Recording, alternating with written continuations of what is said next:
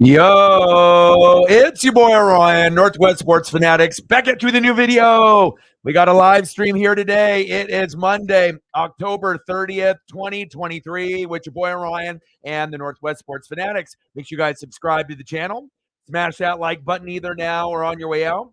Donate to your boy if you can. Cash App, $ ORIONNWSF, or the YouTube Super Chat right here. Monday Night Football, we got the Las Vegas Raiders versus the Detroit Lions. Kickoff here in about 15 minutes, and we're getting off to a very good start.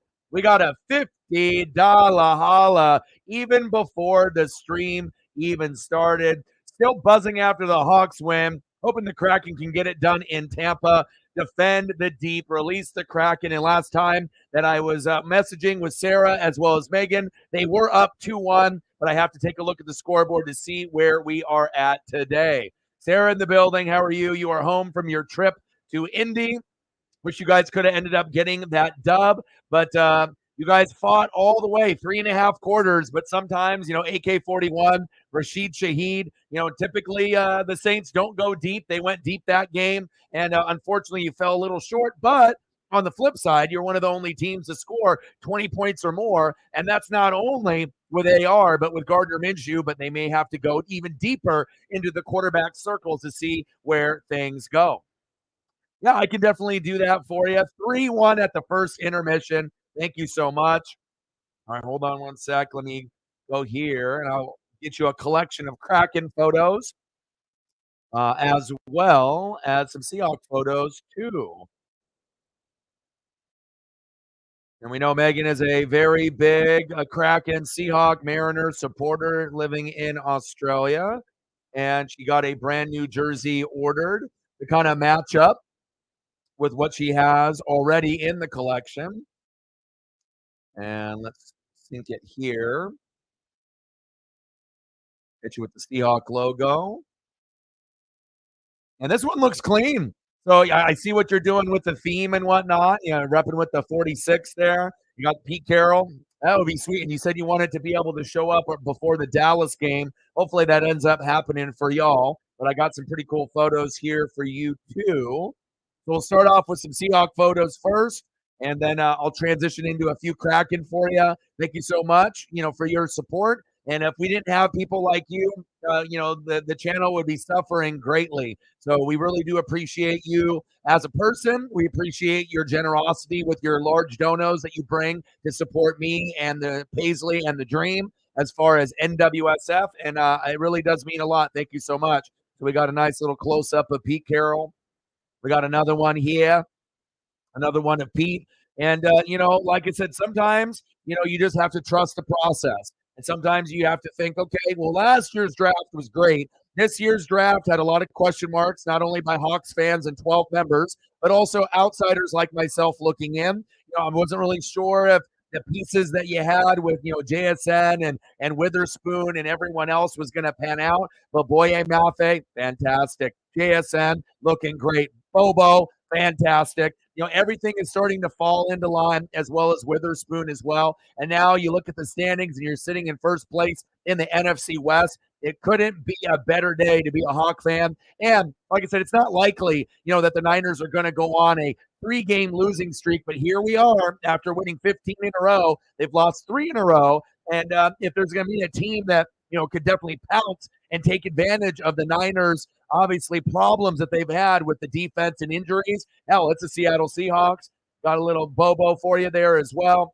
Jake Bobo, UCLA, and obviously UCLA products playing well. Same thing with Charbonnet, drinking his Chardonnay also. I see you, Bobo.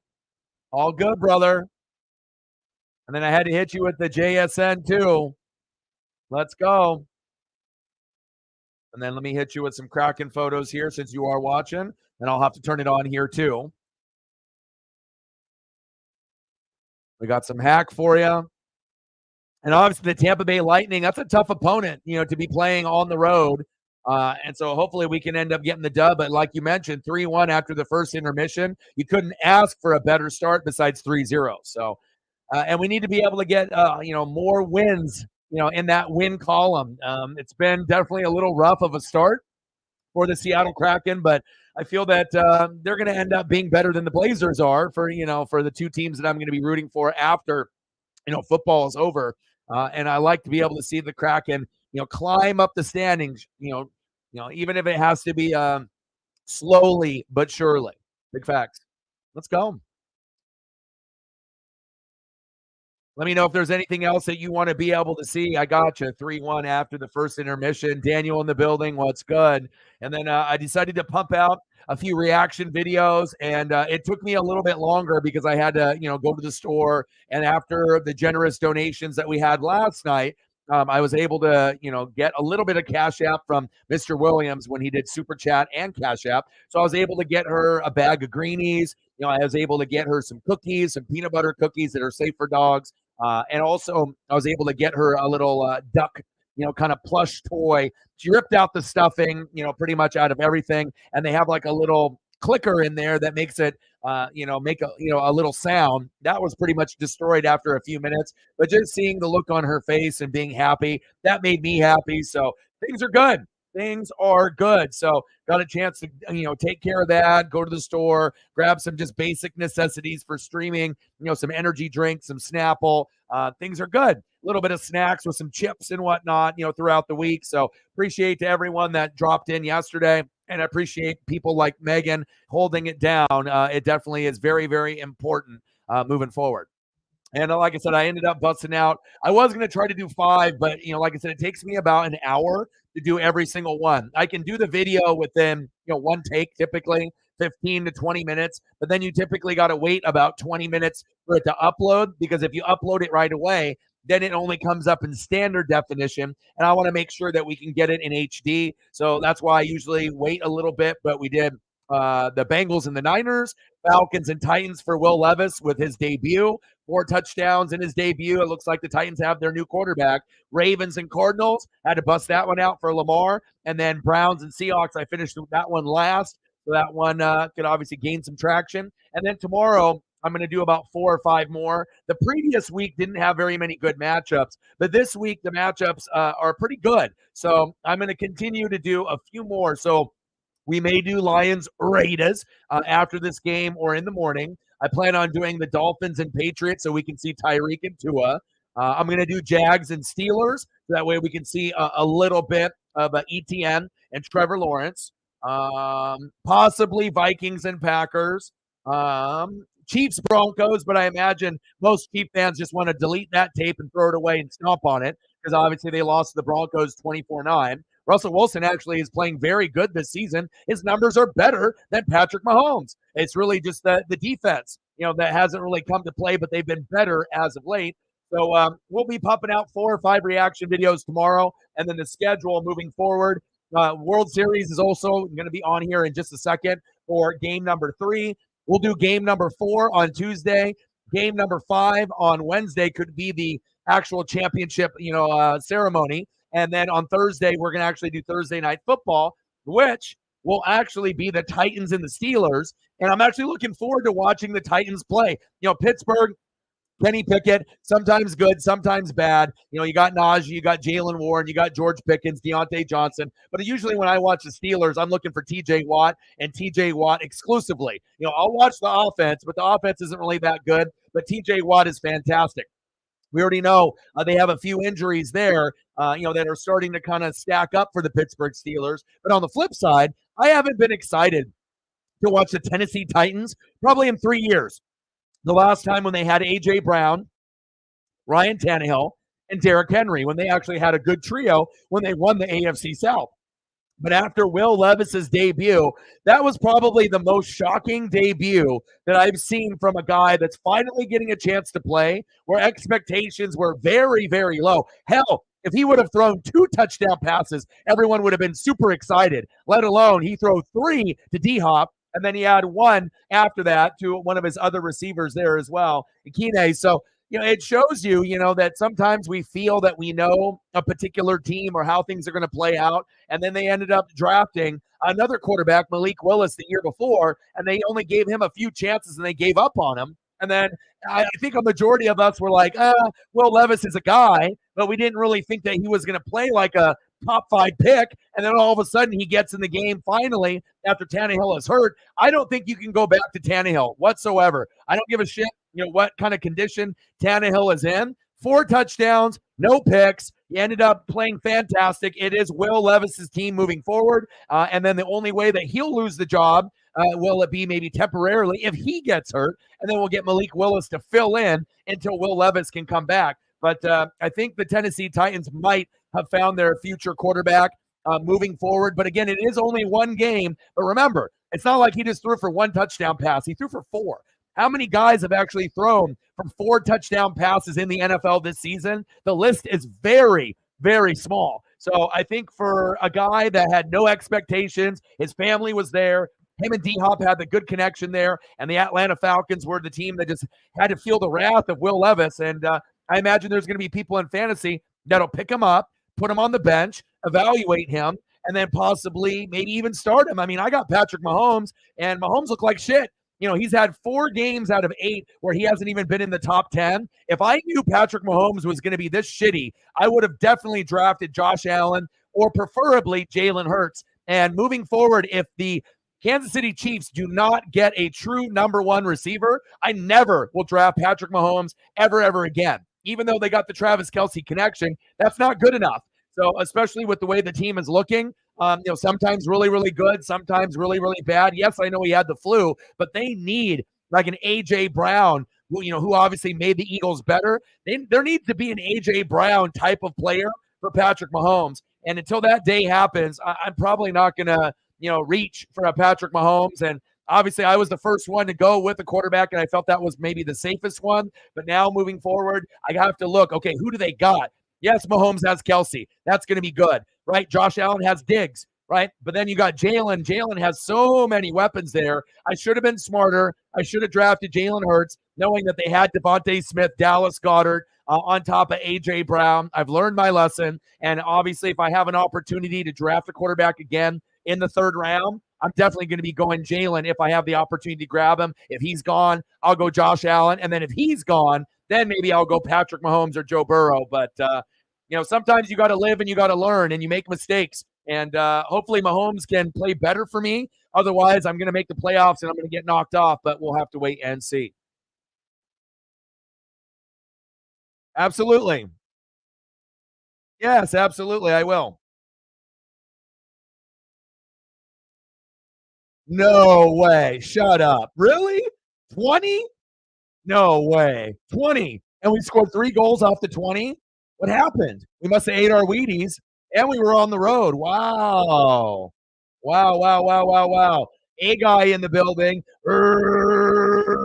Raiders. Well, remember when the Raiders ended up playing the Packers, and I felt that me and Elliot thought you guys were going to win, and you did. In this matchup, it's going to be much, much harder with the Lions, but there is still a little bit of hope where an upset could happen. Will it happen? Probably not. Not in this. I don't feel it like I did against the Packers. Even though they don't have David Montgomery and Amon-Ra is sick, if Max Crosby can get a couple sack lunches and kind of influence the game like he did in the previous matchup with the Packers, it is possible. If Josh Jacobs can get in the end zone once, maybe Devontae can get in twice, or Jacoby Myers, and they can keep it close, it could be like a 23-20 upset game. The Lions are not full strength. Amon-Ra is sick. David Montgomery is not playing. Yes, they have Gibbs, but and they have Reynolds as well, but it's not the same. So we'll have to see on how the offense looks for the Lions. The one benefit that the Lions do have is they're playing at home. Now, if this game was at in Vegas for the Raiders, I would say the probability of them pulling off the upset would be a hell of a lot higher because then you'd have the Vegas crowd rooting them on. But since you're going to be on the road in Detroit, it's going to be much, much harder. And I think, A-Guy, you're a very intelligent man, and I think you realize that as well. Judah in the building. What's good? How are you? All right, let me get some Reflect in the building. What's good? How are you? All right, let me get some of that up here for you.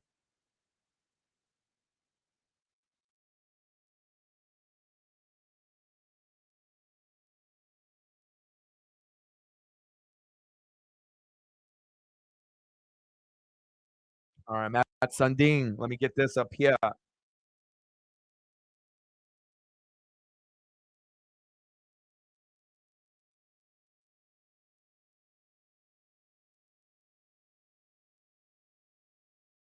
I gotta make some room here.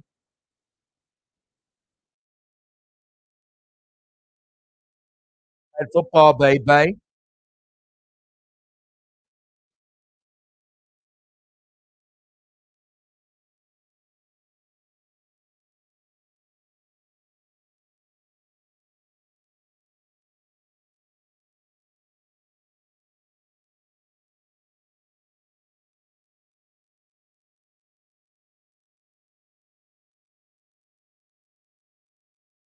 Josh McDaniels. Someone needs to get somebody fired quick.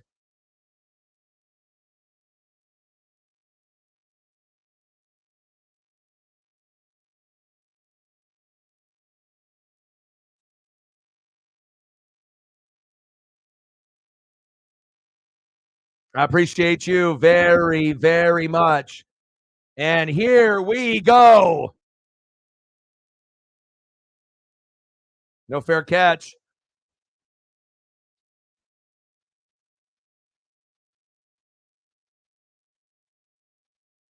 Johnny who?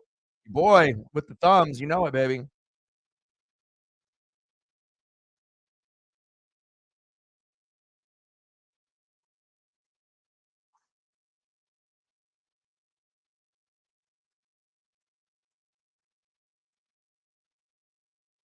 All right, just getting everything situated here with the scoreboard. Davante Adams on the left, Jared Goff and the Goffense on the right. Let's go, baby. Goff hands off to Jahmyr Gibbs, who is more of an RB2, but like I said, he's very shifty and he's a little bit stronger than people give him credit for. He definitely looks very tiny and small out there, which he is. So this will be very interesting on how they do the carries and the looks for Gibbs as well as Craig Reynolds. 3-2 cracking in the second. We got to hang on. Hopefully they can.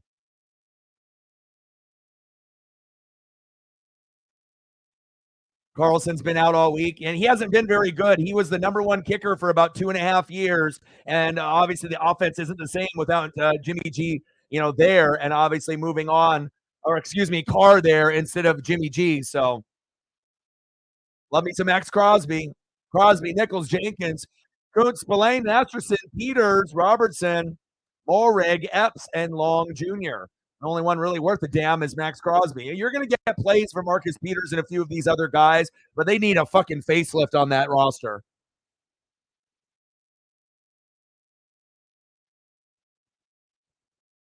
All right, here we go. 3rd down and 3. Man in motion, Sam Laporta. First down, Lions. Move the chains. And I would say it's a very high probability that Sam Laporta will score a touchdown today, possibly 2. Normally, I would start a guy like Sam Laporta, but I got Mark Andrews, so I have to kind of play around with. Okay, do I want to start 2 tight ends? Do I want to just go with Mark Andrews? Sometimes I go with Laporta, and then with my wide receiving core, it makes it kind of difficult. But he normally does much better fantasy wise at home than he does on the road. At home, about 7 to 10 points, and then typically at home 11 to 22. So usually you're going to get a little bit more production. And on top of that, Amon-Ra is sick. David Montgomery isn't playing. So if we get into the red zone, don't be surprised if Laporta gets into the end zone. And then if the Raiders get in the end zone, they'll be looking at Josh Jacobs a little bit here and there, but I think there'll be a high probability for Davante Adams and Jacoby Myers to hit pay dirt today as well. 2nd down and 7. Shotgun set, screen pass. Gibbs. There we go. First down, Lions. Move the chains.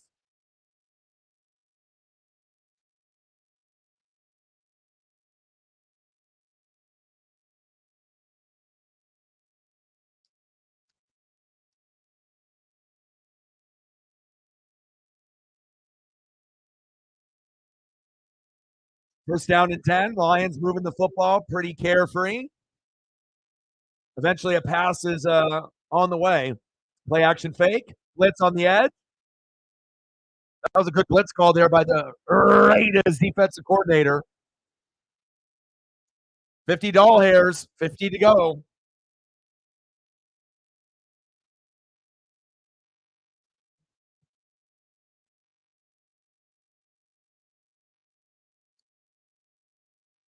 Yeah, I mean, his numbers starting off in his career were a little low, but just a couple years ago, around COVID time, he had 11 and a half sacks. The last 2 years for Leonard Williams, the numbers have been a little lower. But if you end up adding that piece to a collective unit on the defense that's kind of overachieving and playing well, it wouldn't surprise me if he ends up being a key contributor like Frank Clark. And, to say that the Seahawks actually have a chance to make the NFC Championship game this year. It was thought about, in circles, but now I think it is. It could be a possibility. Not only making the playoffs, but actually winning a couple games could be a reality. And if we end up seeing the Seahawks, the Eagles, and the NFC Championship game, would I be surprised? No, I wouldn't. But you're still going to have to deal with the Niners and the Cowboys and maybe the Saints or whoever ends up making the playoffs. There's going to be a few other teams sprinkled in. But if you're looking at all the teams right now, the Seahawks are playing just as good at football as anybody besides the Philadelphia Eagles in the NFC. Right now the Seahawks are playing better than the Lions, better than the Niners. Obviously, the Cowboys rolled the Rams, but I still would take the Seahawks over the Cowboys, in my opinion. But again, it's going to be a week-to-week thing, so we have to be able to see how they look next week, how they play on the road compared to playing at home. You're not going to be wearing the throwbacks every week, but I was very impressed with the heart, the hustle, the determination, and then the fan support. And just coming into the clutch, a very back and forth game, a trap game against Cleveland. They haven't won there in years. They almost pulled it off, but the Seahawks defense came to play, and I'm happy for you guys. Handoff. There we go. Nice tackle by the Raiders. Normally, the Seahawks aren't going to be really big buyers, but what it shows you is if they think that a lot of the other teams besides the Eagles, like, we already know they're the best, right? But besides the Eagles, the Seahawks feel confident against the Niners, the Cowboys, the Lions. They don't fear, I don't think, anybody else besides maybe Philly. They know Philly is the top dog. Most people fear Philly. They know that they're the best team in football. But if the Seahawks play Philly, could they win? Yeah, I think they could, but it all depends on where the game is being played. If the game is in Philadelphia, you'll lose that one. But if the game was in Seattle, I think there's a chance that you could beat Philly in Seattle. Like anything can happen. So, but we know Philadelphia, if they keep having the best record, they're going to have home field. So, but maybe we'll get a Philadelphia Seattle NFC Championship game. It could be possible. For the Lions to be uber successful, they need David Montgomery healthy for the rest of the year. If they don't have David Montgomery for the rest of the year, then a few teams are going to leapfrog them. Possibly the Seahawks, maybe the Cowboys. There'll be a few others. Maybe the Niners get back on track. But if they don't have David Montgomery, this team is not the same. Good facts. First down and 10. Goff, hands off. Reynolds, short game.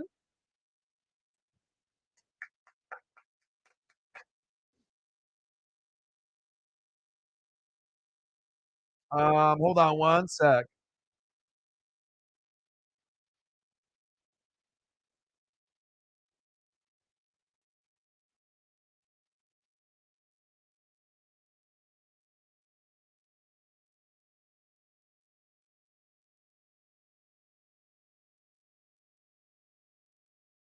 Ben Johnson doing a great job so far.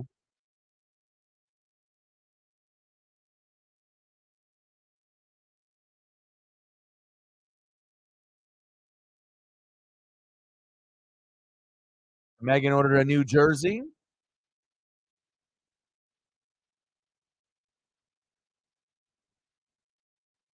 Looking good. Love the colors. Gives you that 80s, 90s vibe.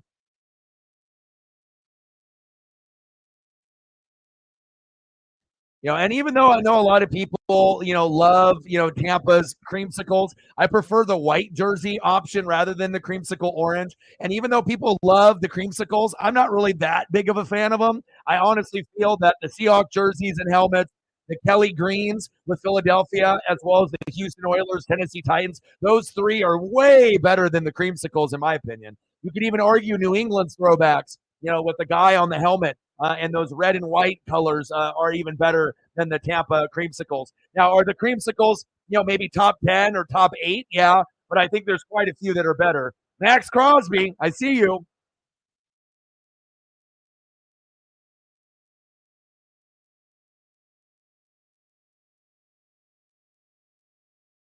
Mad Max, baby.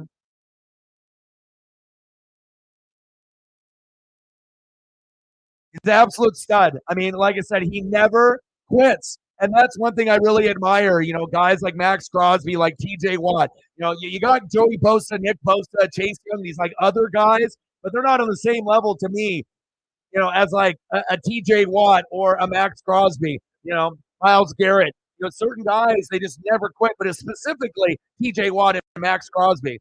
I love the sideline to sideline. And obviously, Max knows that the Raiders are not a good football team. He knows that, but he can change the game single handedly, and he's done it many, many times. Mad respect.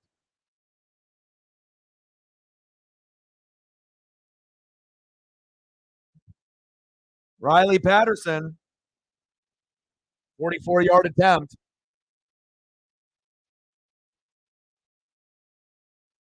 Patterson, kick is up right down the middle, and it's good.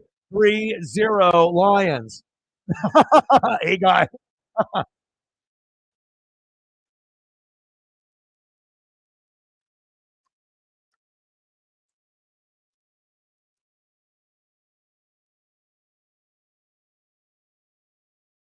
Here, we'll throw up a little Max Crosby up here for A guy. He doesn't have a whole lot to cheer about year in and year out. So I got you, bro.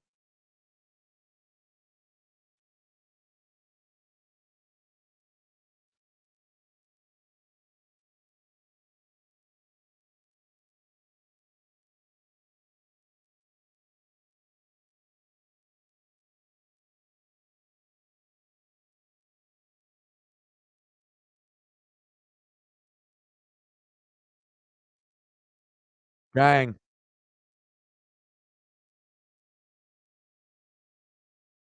One of my favorite players in the NFL overall. And you know, I'm a defensive guy, so I break down defensive players like no other. And you know, if I had a like a top choice, like if I was doing like a draft on guys that I could pick up, for my team or like creating a team, this guy would definitely be up there at the very, very top of my list.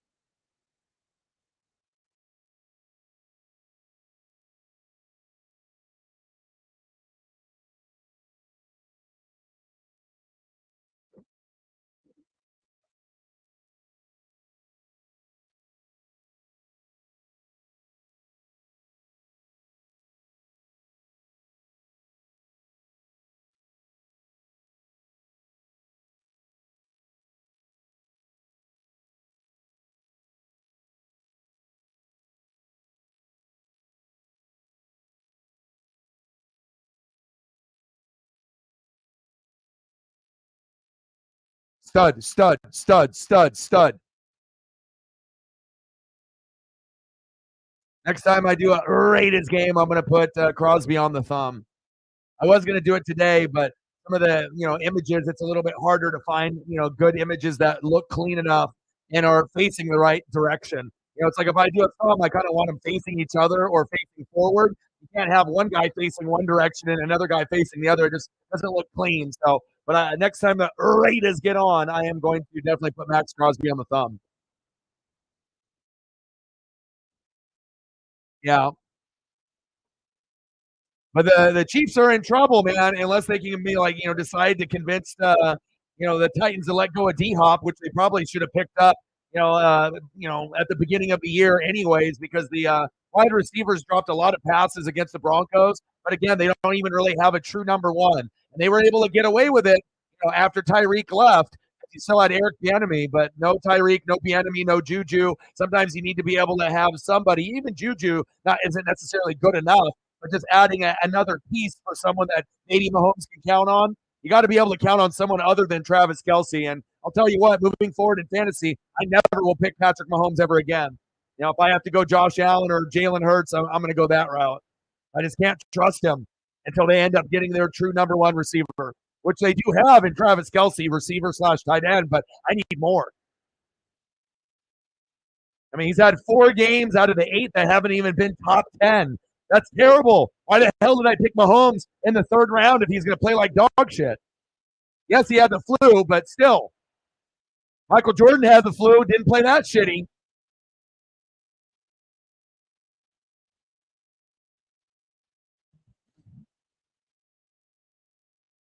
All right, here we go. Crowd is getting pretty loud there. See what the Raiders can do. Play action fake. Dump it down. There you go. Like, don't wait so goddamn long. There you go. There you go. First down, Raiders, but it's coming back due to a hold.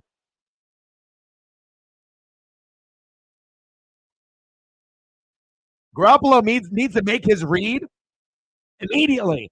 Don't just sit there. Hit him right there after the initial block and give him the ball. Let Josh Jacobs run and create. First down, Raiders. And they got Davante Adams, and Jakobi Meyers is one of the most underrated wide receivers in the NFL. So don't be surprised if he gets in the end zone too. He's money.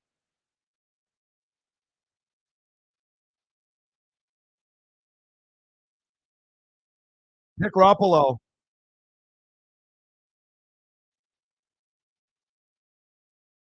First down and 10. I imagine New England is wishing they had Jakobi Meyers still there since Kendrick Bourne tore his ACL and is out for the year, and he was playing well. Jesus Christ, dude. Like, I almost think that, if you ended up having like a rookie come in there is better than just like this fucking veteran guy. Like, look at Will Levis. No one expected him to do anything, and he went in there and threw 4 bombs. Like, if you had a Will Levis on the Raiders, you'd be doing much better than what you got with Jimmy G. Hopefully they can find the right quarterback. But again, it's more than just the quarterback. You got to fire the head coach. You got to get rid of both of the coordinators. You got to beef up the O-line, and you got to get more defense to help out Max Crosby and Marcus Peters. Oh, Jacobs, nothing. Yeah, lots of injuries. The Grady Jarrett one hurts a little bit, but it's not as bad as like Kirk Cousins, or Kendrick Bourne or a few of the others.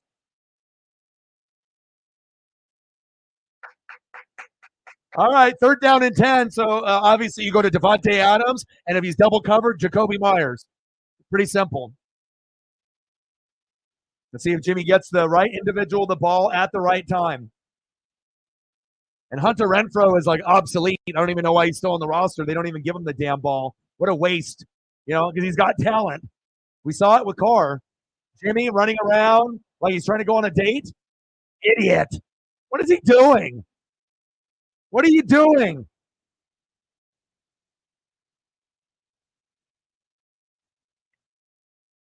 Anzalone. I get it if it's like, fourth down and like 5 or third down and 5, excuse me. Then do that play. But not when it's goddamn 3rd and 9 or 3rd and 10. What the hell are you doing?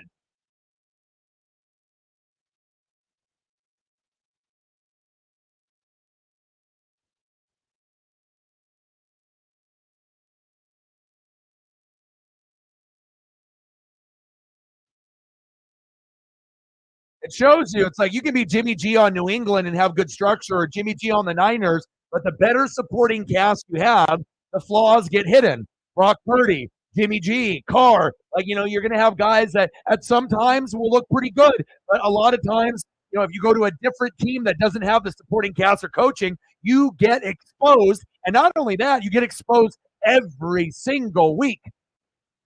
Like, it's just the decision making, for the Raiders. Like, if John Madden was still alive, he'd be rolling in the grave right now. You got to be able to get better personnel and better pieces. You got to go back to, when the Raiders were last good, maybe in the early 2000s when they played the Bucs in the Super Bowl, with the Rich Gannon, type of quarterback, with the Jerry Rice, the Tim Brown, the Jerry Porter. You need better players, better coaching.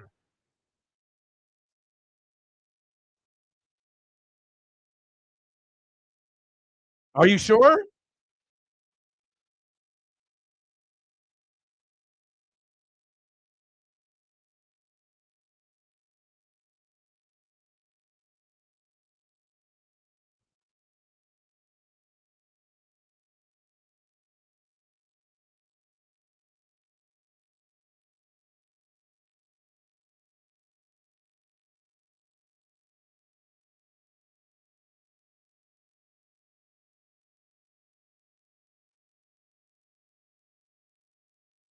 Rest in peace, Matthew Perry.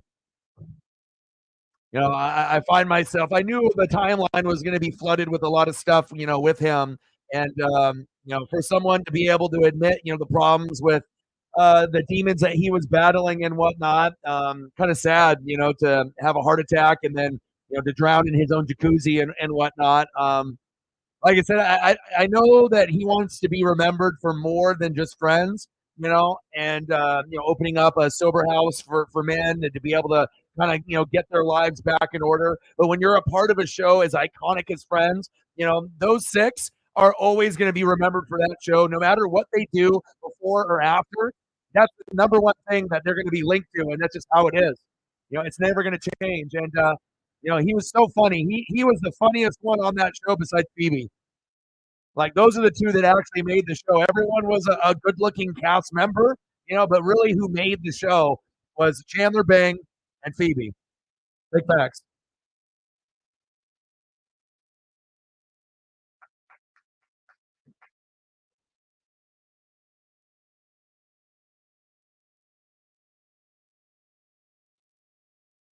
First down and 10. Short game. Yeah, but also too, you got to remember that she's in Australia, so it's not like they can do, let me give me priority shipping, next day shipping, or like 1 week or 2 weeks. It takes time, But that's what makes it cool, when you have an idea in your head and you want to do something custom. I think custom jerseys are some of the coolest things, but you just got to make sure you get it right. You want to make sure you get the right number, the right name on the back, and then you got to look it over and then pull the trigger. And then if you end up getting it, then you got something not only for Hack, but for Pete as well. I love it. Nice catch. Oh, fumble. Fumble. Oh. What happened to my hands?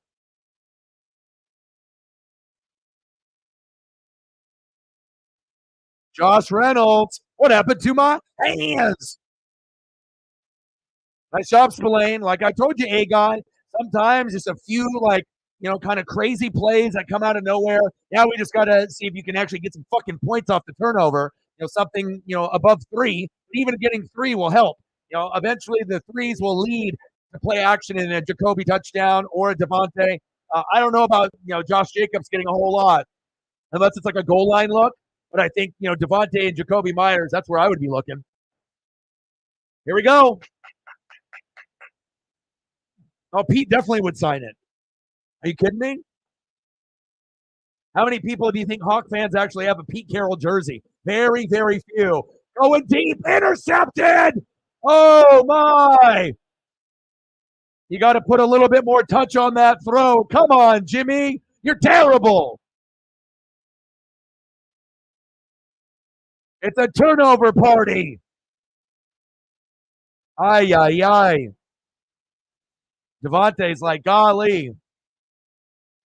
And it's like, even being on the Packers, that wouldn't be the necessarily the right answer because Green Bay is dog shit too. And you wouldn't even be playing with Aaron Rodgers. You'd be playing with Jordan Love. So, wow.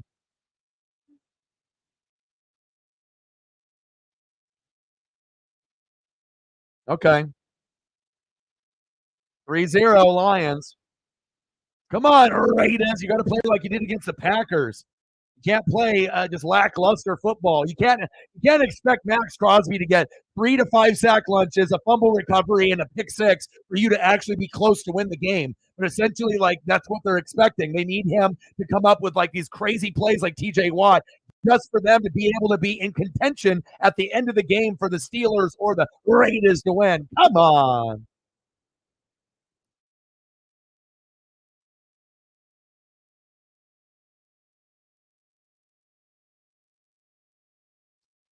I had 2 of my photography lights that broke, but luckily I ended up getting this nice kind of cool lamp.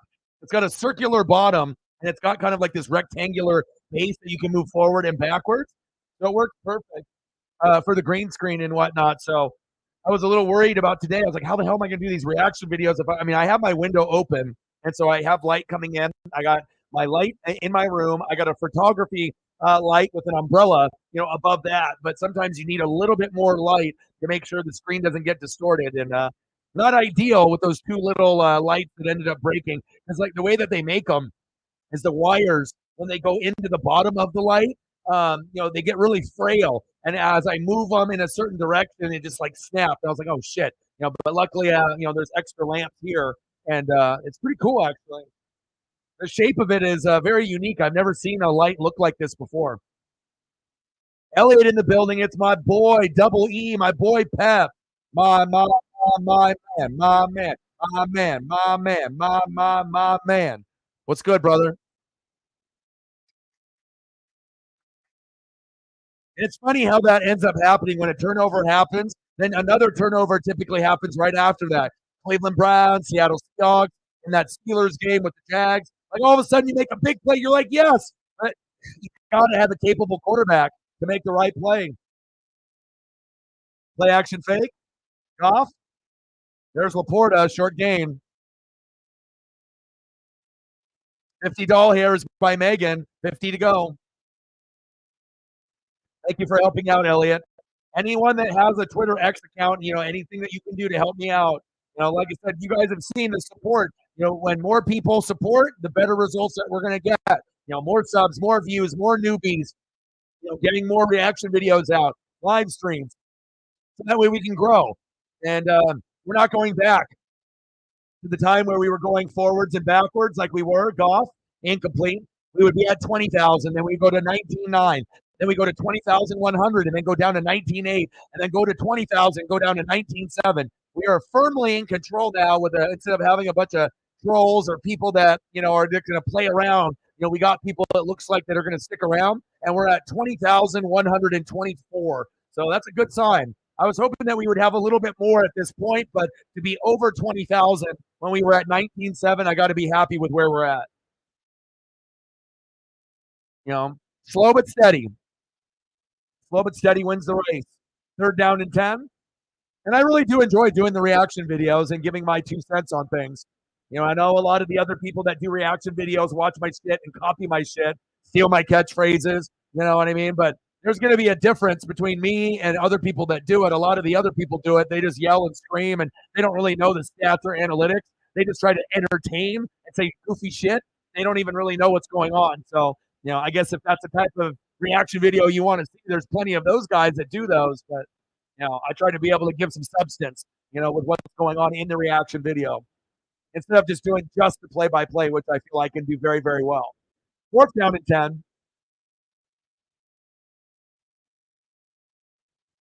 And keep me updated on the World Series.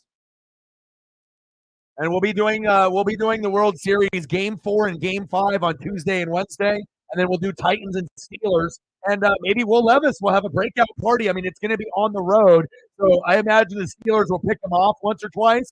And maybe he'll throw for 2 or 3 touchdowns, depending on how the offense looks on the road in Pittsburgh. So it's not like Pittsburgh has looked very good this year. And it's funny, too, because when I started doing reaction videos in preseason, all of the Steeler fan base said I was a moron and I was an idiot, saying that I thought that, the Bengals would probably have a very good chance to repeat. And they told me that, Bengals will probably finish at third. The Steelers are going to not only win the AFC North, King of the North, but not only that they were going to go to the Super Bowl, and Kenny Pickett was the truth.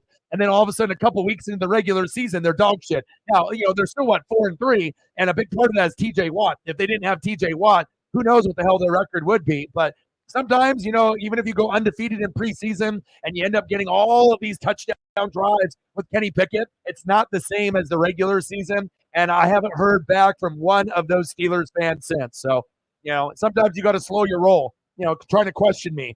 I said, hey, it's great that you're doing good in preseason, but you got to crawl before you walk. And none of those people have returned. So that's what happens when you talk shit, and you realize that you were wrong, because obviously the Steelers could turn it around at some point and make the playoffs, but they're definitely not a Super Bowl contender, and they don't look like they're going to make the playoffs this year. Big facts. I mean, hell, if Jaylen Warren and Najee Harris just scored their first rushing touchdowns each last week, right? What does that tell you? The offensive line stinks. The running game stinks. The wide receivers can't even get the ball from Pickett. And the only thing that's saving that fucking team is TJ Watt. Cameron Hayward is injured.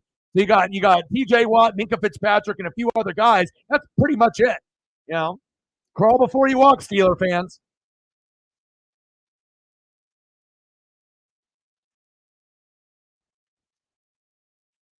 Yeah, well, Jordan Love is garbage. Oh, is he home run for Seager? Nice. So based off the series being 1-1, now it's Rangers 3, Diamondbacks 0, and the road team is playing very, very well, like the Rangers typically do, and the Diamondbacks do, right? What are your guys' predictions in the chat? Comment below. Who do you think is going to win the World Series? Or is everyone still in agreement that it's going to be the Rangers in 5 or 6? Or does anyone think that the Diamondbacks can actually, do the unthinkable, the David and Goliath story, and they can end up winning in 6 or 7 games?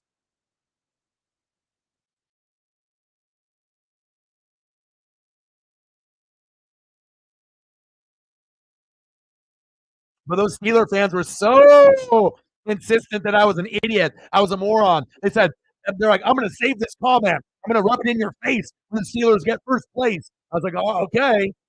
I was like, you might be a Steelers fan, but I cover the whole league. Your team ain't it, bud. Just because you did good in preseason don't mean shit. And the number one reason I knew that team wasn't going to be good is because their O-line stinks. Anyone that's going to talk shit saying that Kenny Pickett's the truth and he's going to be the best thing since sliced bread, if your O-line isn't there, how are you going to make it happen? It's not going to happen. Plus, you got the Browns and the Ravens, in that division with the Bengals. Like, that is a big, big statement saying that you think you're going to be better than those defenses and those teams. Nice try. And it'll be interesting to see where it comes. Maybe the Steelers finish in last place. Maybe Cleveland finishes in third, and then it'll be between the Ravens and the Bengals at the end of the year. I would put the rookie in as well. I'd put Aiden in. Aiden, to me, will give you a better chance to win. 100%. I agree.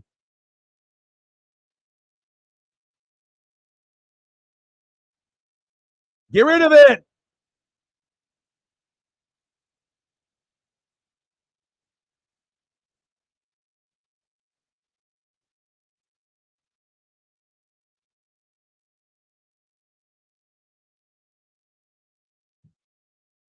You think it's a coin flip? I mean, it really depends on Ketel Marte and Corbin Carroll, and Corey Seager and Adolis Garcia. Which duo is going to play better? Who's going to be lights out? Who's going to be more consistent? And whatever two guys are more consistent, that's going to be, the team that ends up winning. Pitching aside, there is no advantage, on either side. Each guy could have amazing pitching, but again, the hitters are better in this World Series than the pitching. So, okay. I appreciate you. Thank you so much for your support today. Little screen pass. Amon-Ra, first down, Lions. Holding on the offensive line.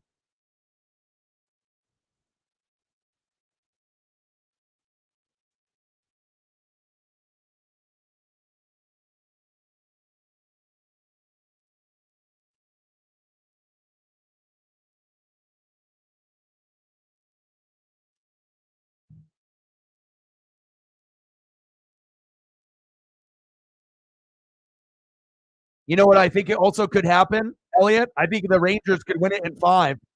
Like I said, it just depends on momentum after this game. Like if they win this game and they go up 2-1, there's a good chance it'll go up 3-1. And if you go up 3-1, you may just win it right there.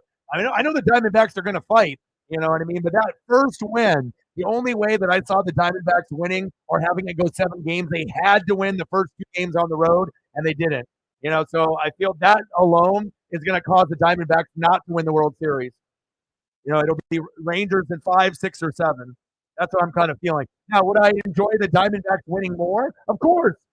Paul Sewald, Ketel Marte, Corbin Carroll, Seattle native. I don't have any connection to the Rangers, but the way that Seager and Adolis Garcia are playing, and you have to give the edge in the pitching to the Rangers, in my opinion, slightly. So, I feel that it's almost inevitable. Agreed, Elliot. Agreed. Jahmyr Gibbs tripped up. First down, Lions. But 7 games would be absolutely phenomenal. I would love that. The longer it goes, the better.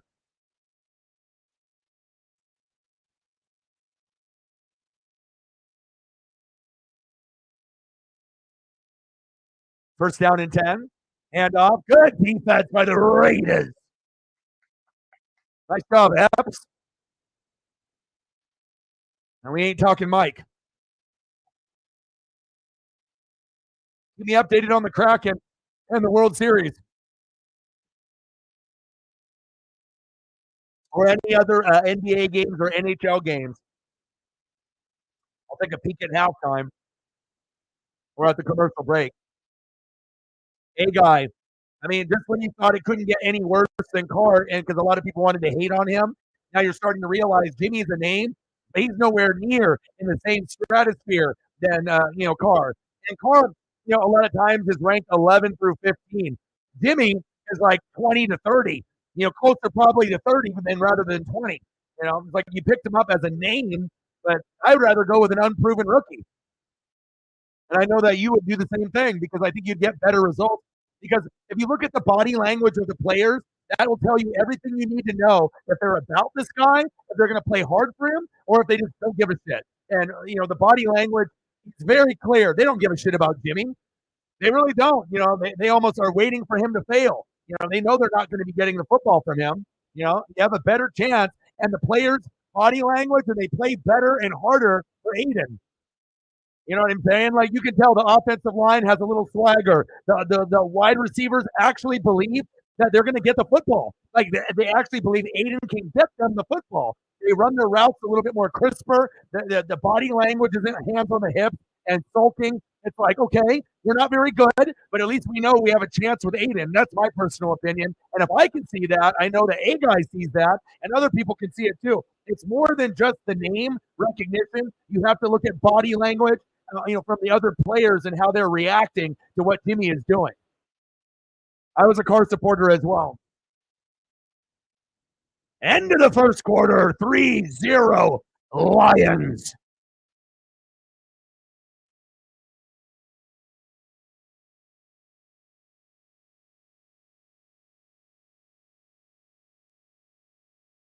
Honestly, he'll do better.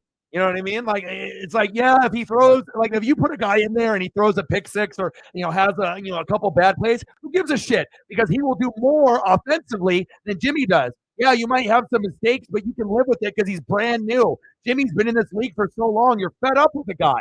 It's like having a boss or a manager. It's a douchebag. You're like, I already know this guy's a douchebag. He's not going to all of a sudden come into work and it change his attitude and change how he is. Once a douche, always a douche. You're not going to change. But with the rookie, like, I feel like that would be the guy. Now, is that guy good enough to be the Aiden's quarterback for the next 10 years? Probably not. But I think you'll get more out of your players, and you have a better chance to win week in and week out rather than playing this political bullshit game with Jimmy G. Facts.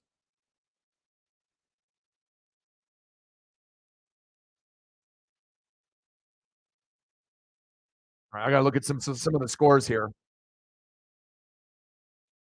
Yeah, they could say Aiden isn't ready, which is bullshit. That's a political statement. It's because they paid so much money, and then the ownership is pressured to play the guy. You know what I mean? Like, oh, we paid him, so we have to play him, right? But the thing is, just because you have another guy that's a kind of an unknown doesn't mean that they can't come out there and ball out. You want to give Raiders fans at least a glimmer of hope that if they're going to be dog shit, right, that they at least have Max Crosby on one side, Marcus Peters, and then they actually have an offense from time to time, even if they lose, that can score points. You want to try to get to 24 to 30 points every game, and you're not going to get that with Jimmy G, right? 3-0 Rangers, end of the third inning. Let me take a look at the rest of the NHL scores here. Kraken 3, Lightning 2, end of the second period in the intermission. I might have to flip that on for the third, and hopefully the Kraken can hang on. Kraken record is slightly getting better, but it's still not good. 2-5-2. So we need to get that to 3-5-2, and then 4-5-2, and then 5-5-2. Let me look at the NBA. What do we got going on in the NBA? Blazers down by 2 to the Raptors. All right. Matt in the building. What's good? First and goal. Hand off to Gibbs. See, the thing is with Gibbs, he's kind of a change of pace back. He's not necessarily the best at, running the football up the gut. You want to use him in the screen game. You want to use him in like a jet sweep. You want to use him in space. You get his speed in space. That's how you utilize that player properly, and you can score touchdowns that way. Like run a trips right or a trips left, and then like a jet sweep or a screen, and have the wide receivers and tight end block for him so he can get in. I mean, I don't think it takes a rocket scientist to be able to understand your personnel. Halfback toss. Because you got to think, even though the Raiders defense isn't the greatest, Max Crosby's fast. You're not going to be able to run away from him. Even though Gibbs is a shifty, fast guy, certain defensive players have just as much speed as like the fast backs within the first few seconds. Now, once it gets past the first level to the second level to the linebackers, they may be gone there, but that's after 4 or 5 seconds running the football. But those first 3 seconds, big defensive players, even D tackles and nose tackles, can keep up with the fastest guys, even like Tyreek. You end up having a guy like Tyreek within the first few seconds, you might be able to get him. But once you go past 3 seconds, I mean, the guy's gone. Big facts. Big old Jukes. Second and goal. Time for Sam Laporta. This is exactly where I would go. Let's see what they do here. Stupid dumbass play. What the fuck was that? Dumb shit. Nice job, Raiders.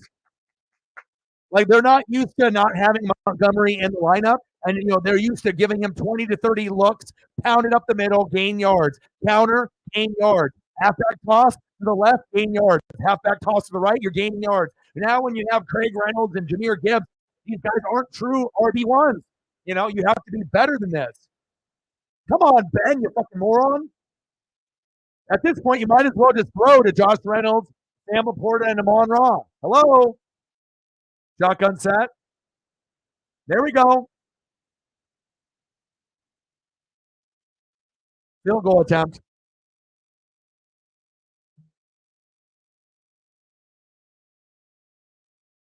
Nope, don't go for it. Kick the field goal. Don't be a fucking idiot. Boo! Kick the field goal. Don't be a pussy. Don't be like fucking Dan Lanning, a moron. Take the fucking points. Because every time you don't take the points, right, eventually something bad is going to happen. The sports gods are going to fucking spank you. All right, let's see if they end up getting this. 4th and goal. The percentage of this play actually scoring is like 10%. Let's see. They're not going for it. Bullshitters. It's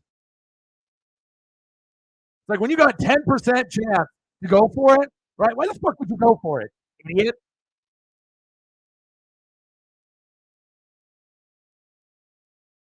And then you have to make it harder for your kicker. Good job, moron. All right, Riley. Oh. He said, go for it, Chief. What Chief has. Well, you're still going to win. You're up by $1 billion. You're not going to lose. I think all the games are pretty much settled already. Like, I lost by $1 billion.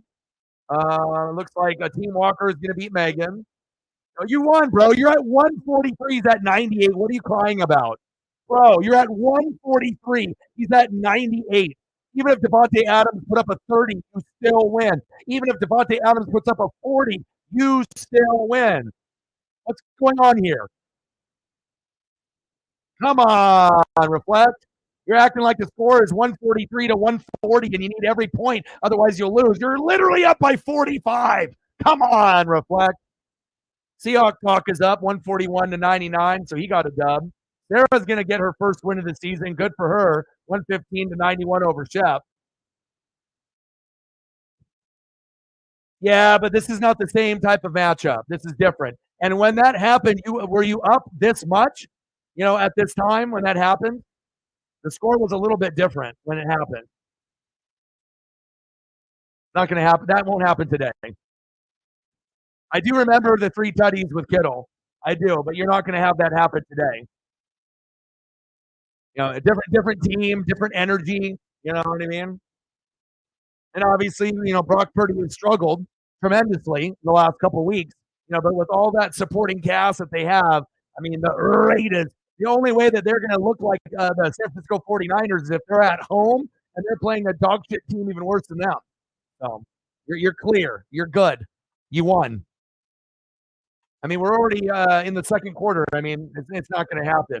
Like, at this point, you might get 1 or 2 touchdowns from Jacoby Myers or Davante Adams. But hell, the way that the game is going, who knows if they will even get to 10.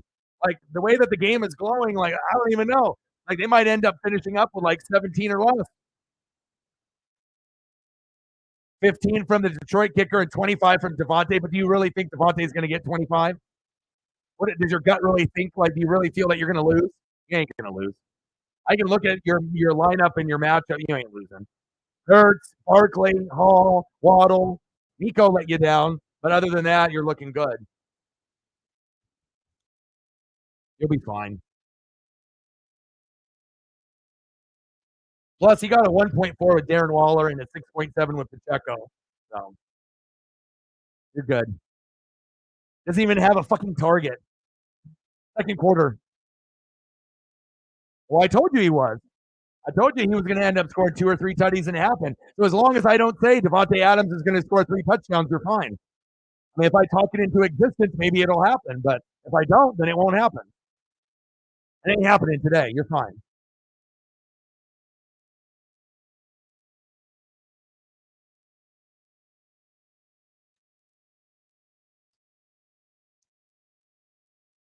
Six zero Lions.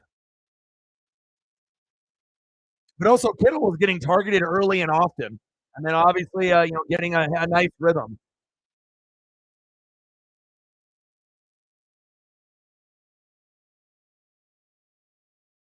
But you might end up having him score 1, but other than that, 2 at the max, but definitely not 3.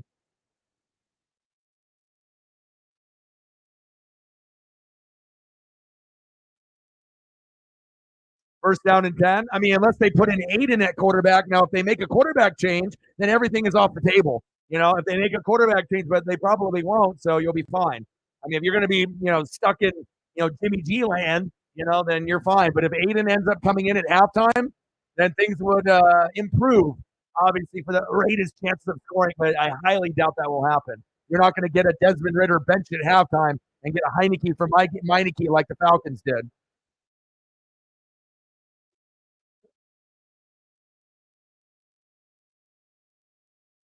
4 teams at 6-2. It's going to come down to the wire in our league. I love it. Second down and 6. 1 target to Devontae Adams. Idiot.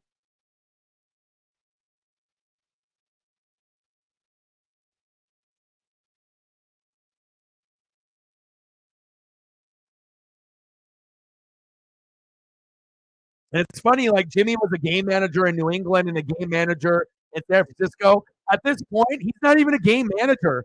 He's just like one of the worst quarterbacks in the league. I mean, I don't understand why they continue to play him unless they're tanking on purpose without saying they're tanking because they're trying to get Caleb Williams. They're trying to get Michael Penix Jr. They're trying to get Shedeur Sanders. So that's why Jimmy is still in the game.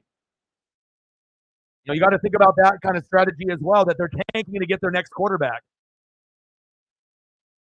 What happened to my hands? Because if you put an 8 and you start winning, then it's going to be a harder chance to get that quarterback that you really want.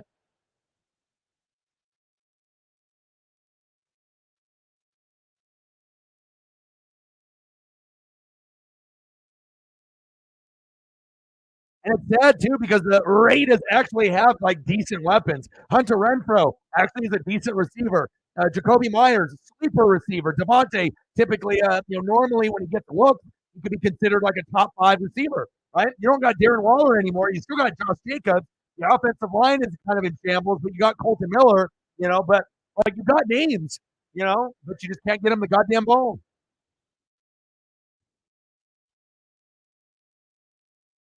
He doesn't give a sure. McDaniels never gives a sure, ever. 6-0 Lions.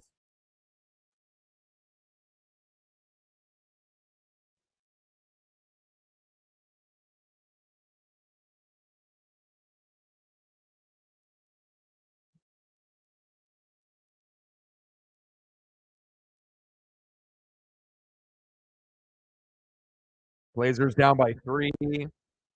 Rangers still up 3-0. Kraken 3-2. Okay, I got to put the Kraken on. Let me throw the Kraken up here too. And then once that finishes, then I'll put up the Blazers if it's still on. As long as my stream doesn't get any laggy.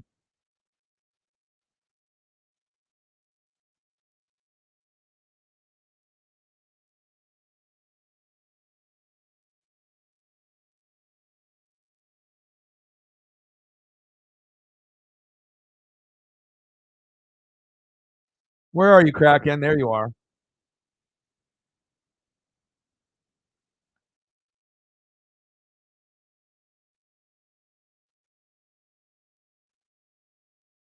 I got the Kraken on. All right, let's go, Kraken. I have been itching to do another Kraken game. I won't lie. Like I said, I'm gonna definitely do more Kraken than Blazers. You know, with no Anthony Simons there, and it's the way that Chauncey Billups is coaching that team. It's not worth my time. I would rather do Dame or Giannis or like some of the other teams. It's like but if I'm gonna go with like my own teams and I have to choose between the Kraken or Blazers, I'm definitely gonna be doing Kraken. Blazers are fucking terrible. Like they're so bad, they're not even worth watching. And plus, they're making the fans here in Oregon like jump through hoops just to watch, so which is bullshit. Like, oh, you're paying a shitload for cable? How about you pay $20 extra just to watch the Blazers lose by 20 every game? How about that? How about no? Go Kraken. Yeah, Megan was saying that reflect that the Kraken had 20 shots on goal in the first period, and we got 3 goals. That's like got to be a record for the Kraken. I've never heard of them getting that many shots on goal in a first period.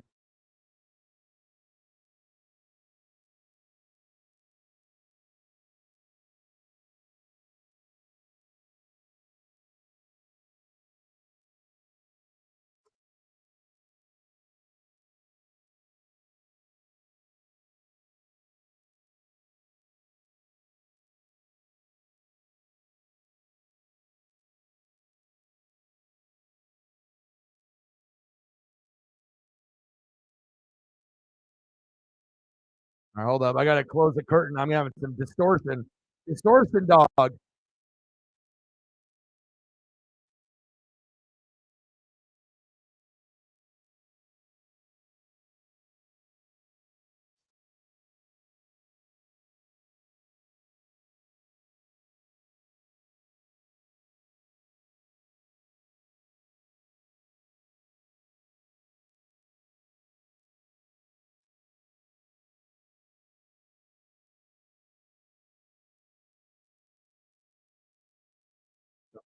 Come on here.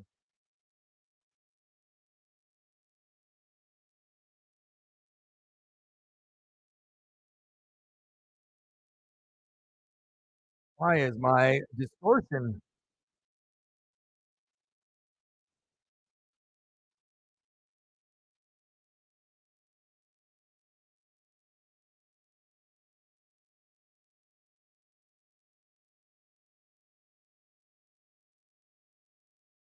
I'm very confused. Let's see, it's over on this side.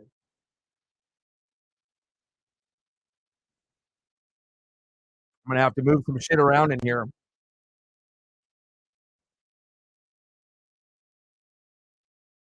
Oh, baby. All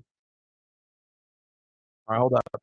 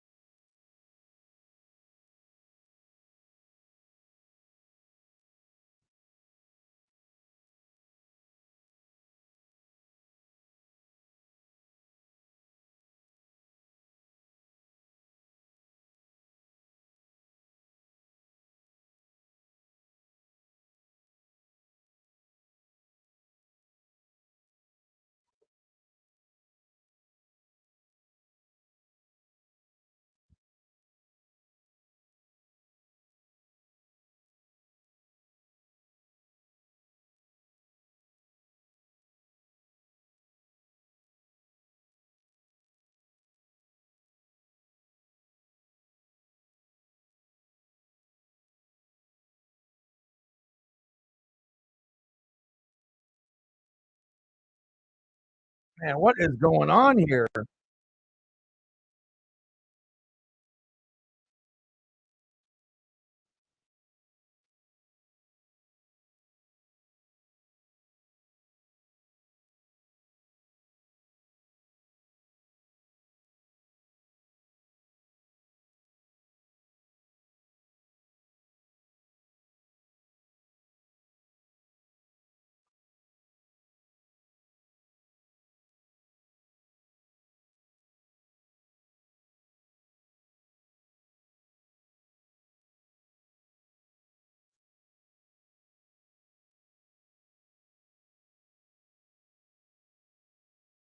Might have to go get another light in here. All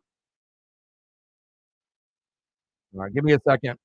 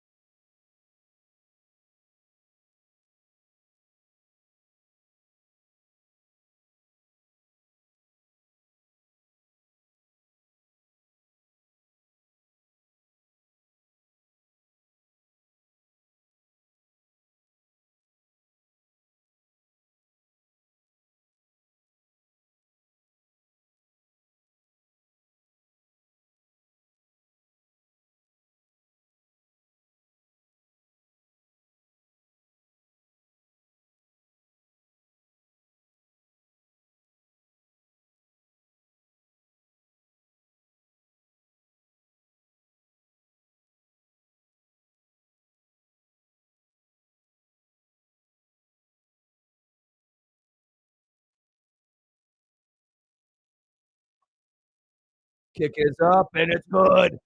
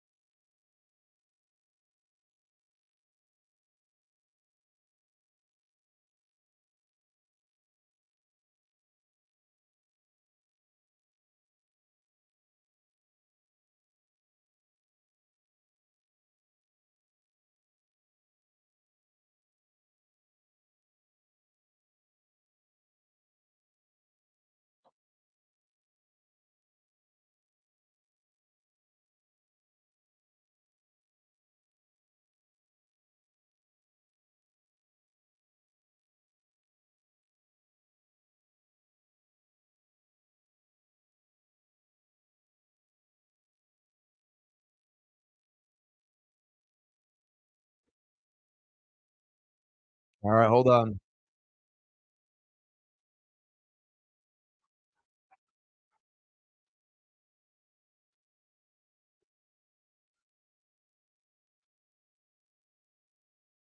Man, I am so confused. What's wrong here? Okay,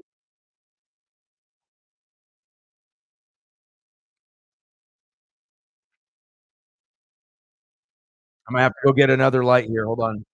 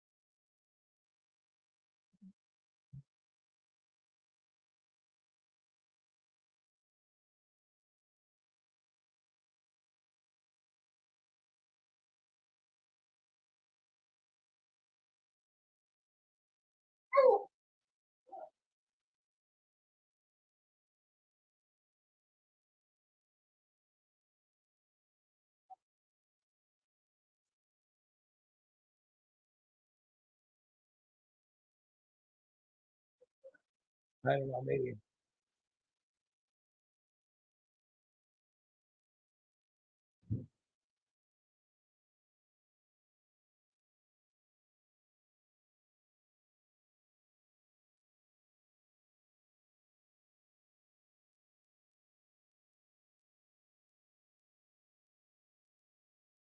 I'm so confused.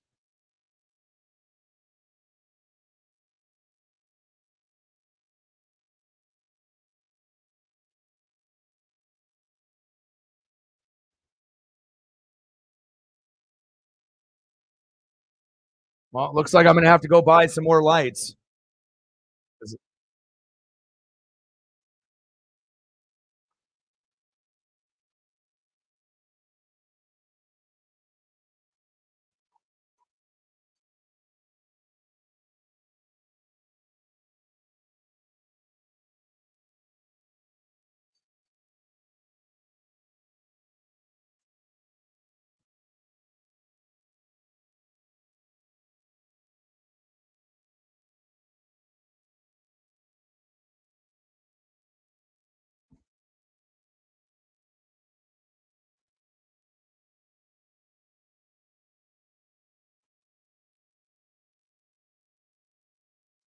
Shit, man, I don't know what to do. Hold up.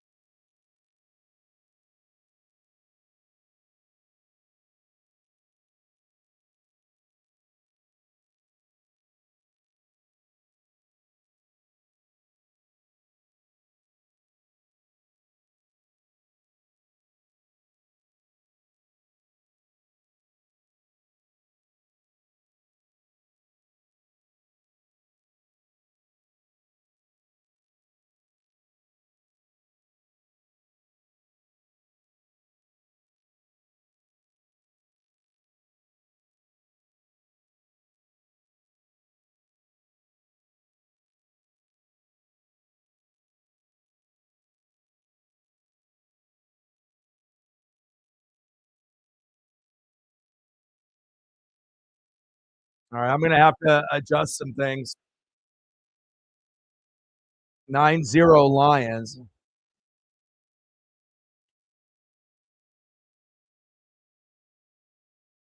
Hold up.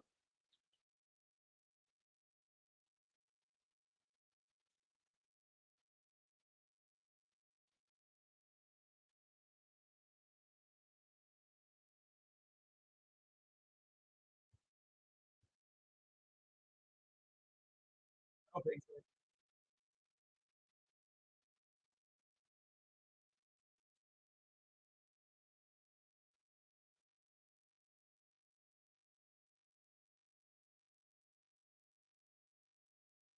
Yeah, that one didn't work. Broken. Yeah, yeah, yeah.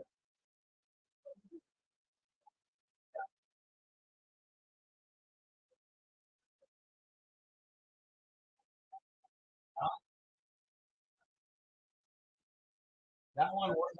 That one worked. Oh, the one.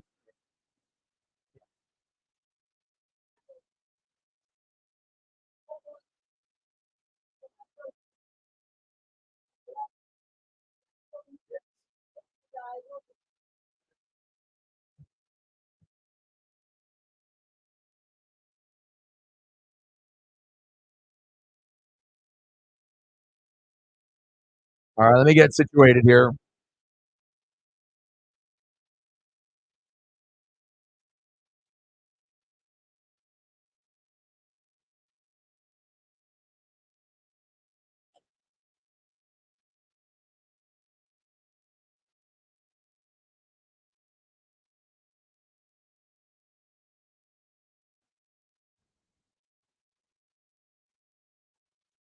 Well, I guess I know what I have to buy now after the fucking stream ends. I'm gonna have to spend some more money on a light now. It's always one thing or another. Odin in the building. What's good? All right, I gotta move my other light over and see if this helps.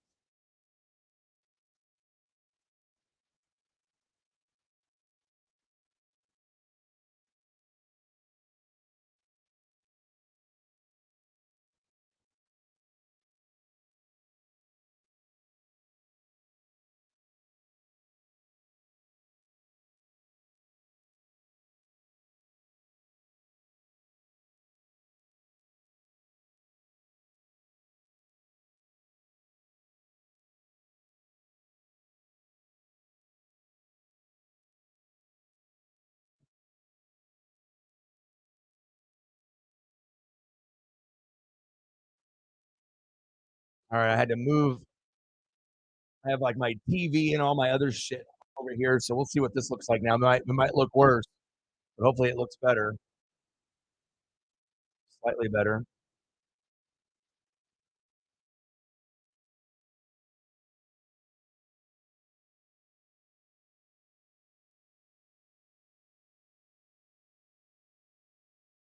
See what side am I on?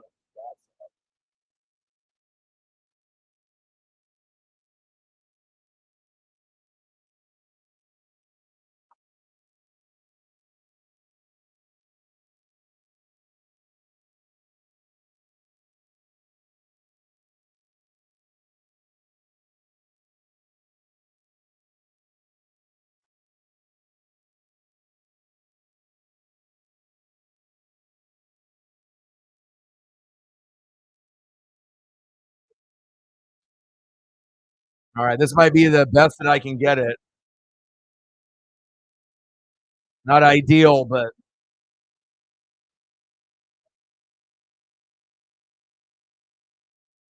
what happens when your lights break. I didn't expect both of my lights to break today.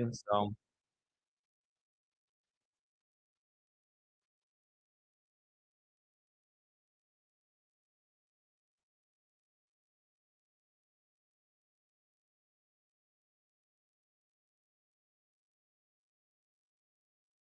Odin in the building. What's good? Josh Jacobs TD. Nice. Wish I didn't have to fuck around with this light and everything, but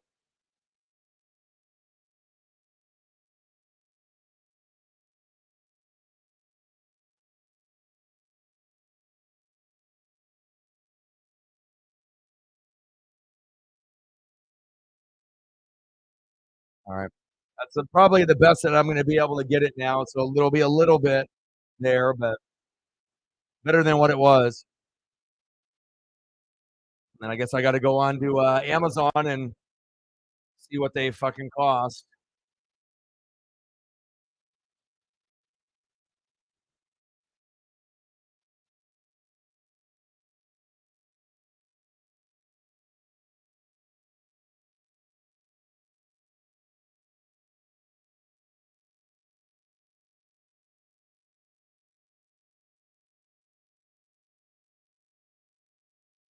All right.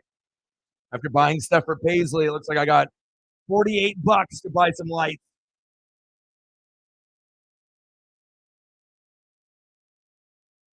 Nice job, Jameson Williams.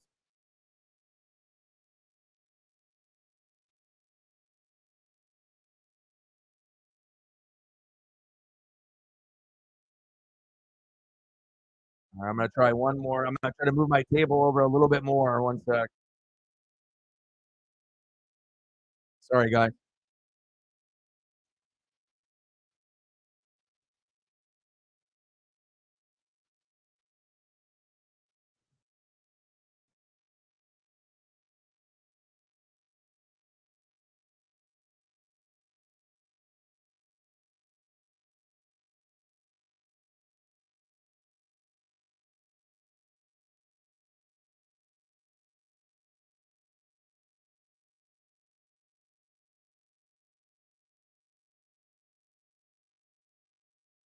All right, let me see what this looks like. This might be worse. This might be better.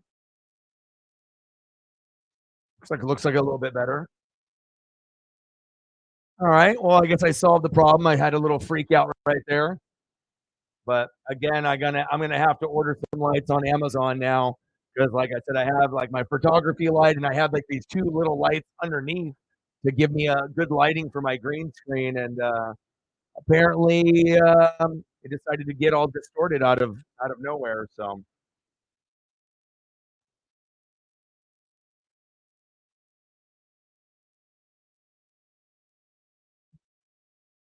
it's like crazy because I'm trying to like position the light in like many places, but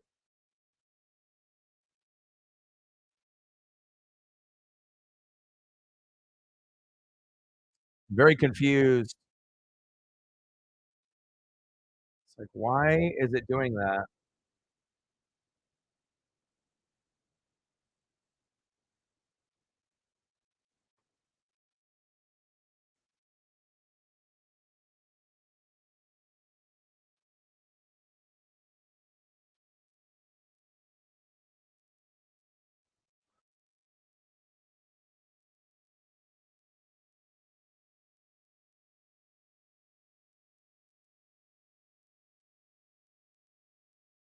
And I just can't win.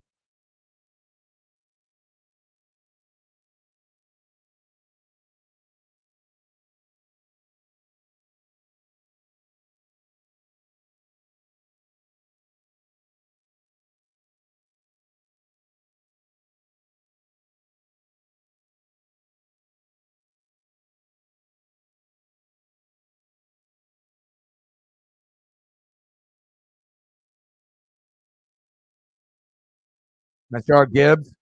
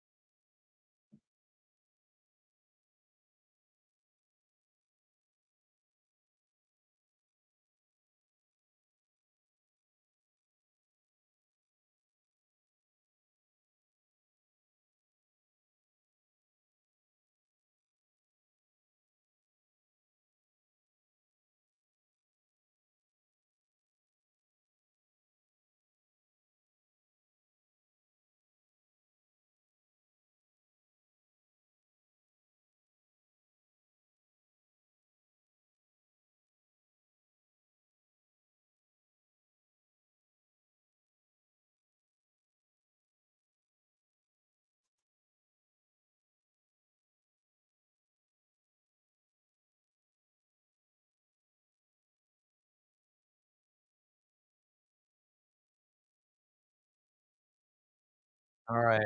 My shit is fucked.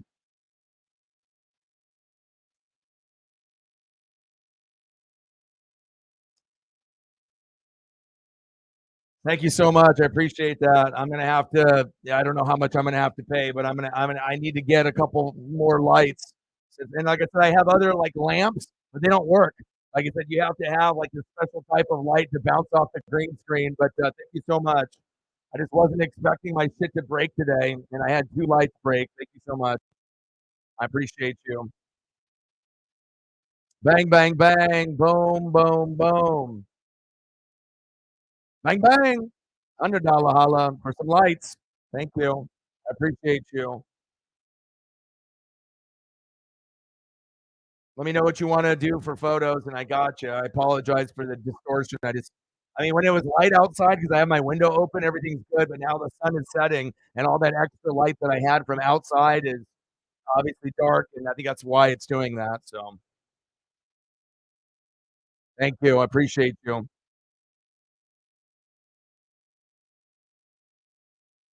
Oh, bang, bang, bang, and a boom, boom, boom. $100 holla to fix my lights. Appreciate you. Thank you so much.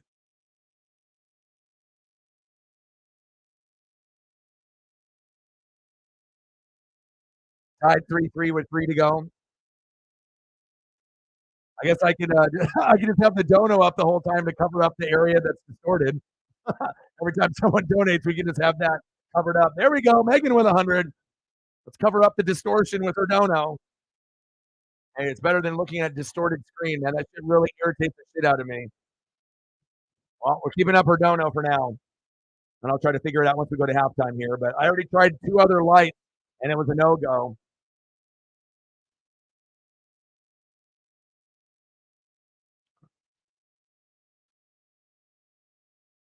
9-7 Lions with a Josh Jacobs dono when I was fucking around with the lights. Apologize. Shotgun set, handoff, give, short game.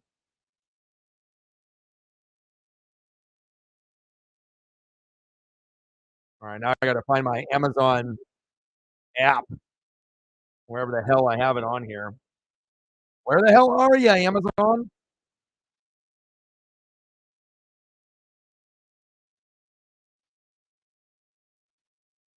Goff, Sam Laporta.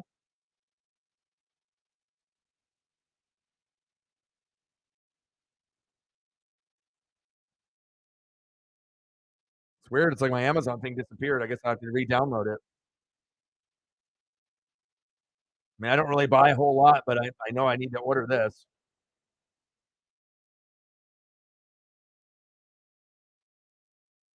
Well, I have enough.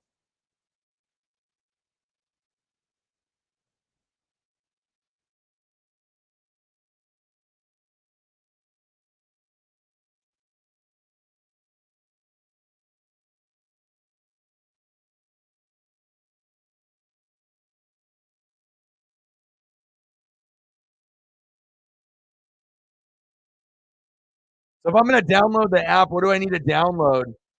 Amazon Business? No, just Amazon? Just straight up Amazon.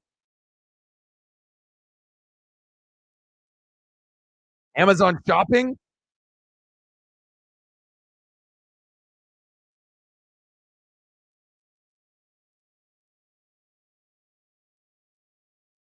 Amazon Shopping, Amazon Mobile LLC, 500 million downloads. I assume that's it.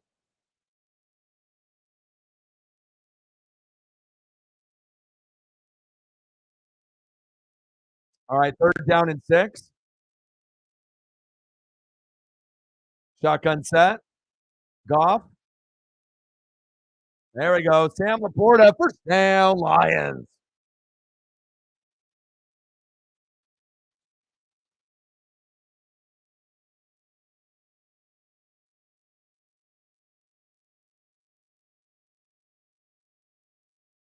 Manny in the building. What's good?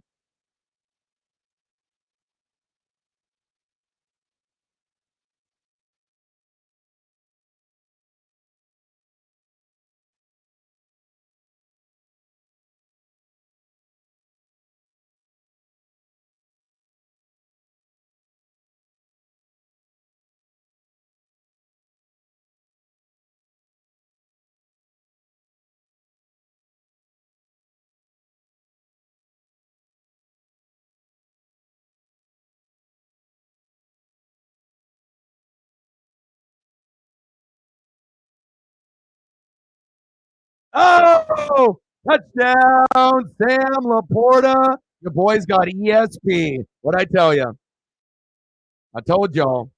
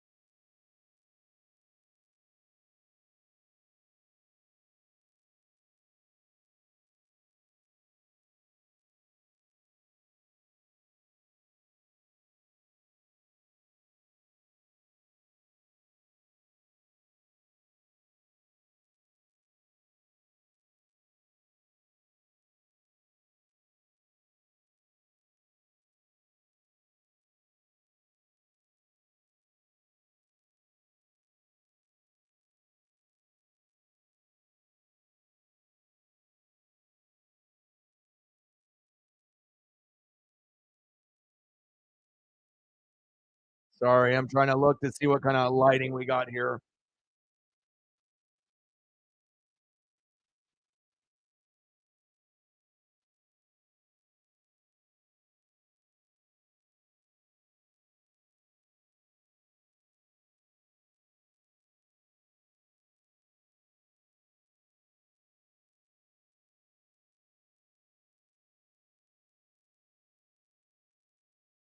Two-pack LED video photography lighting kit. I don't know if I can wait till next week though.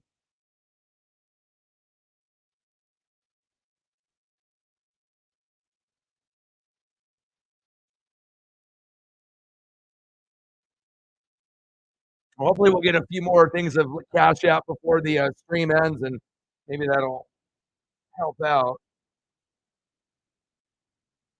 All right, 27 seconds left. 16-7 Lions. And then I'll have to take a quick peek on there and see what I can do.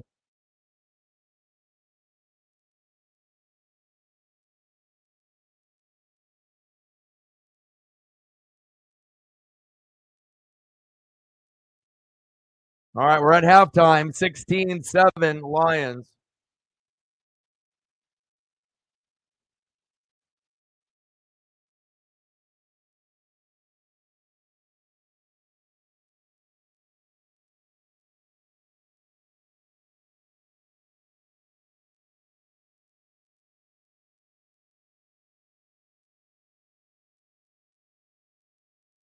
All right, I'm looking here. Hold up.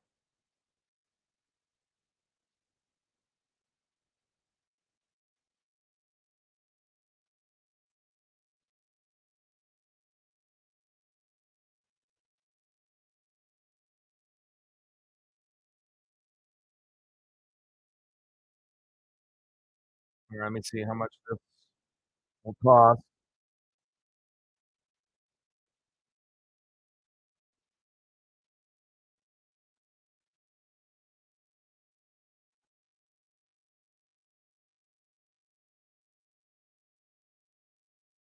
All right, sorry. Hold on, guys.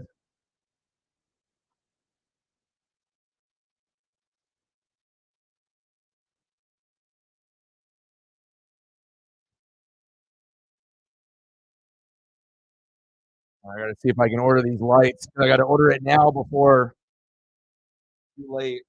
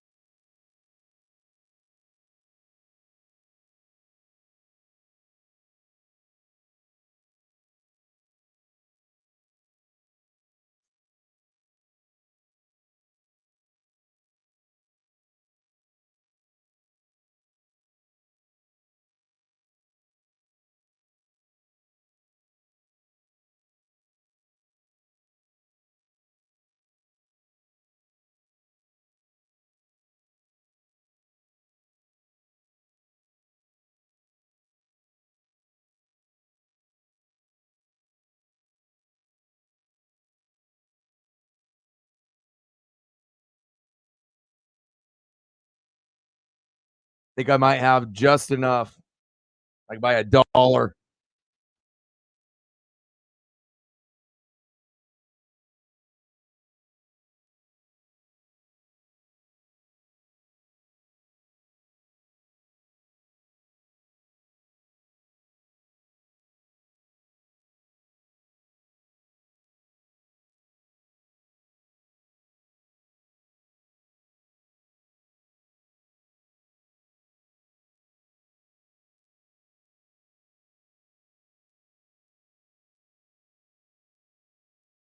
I don't.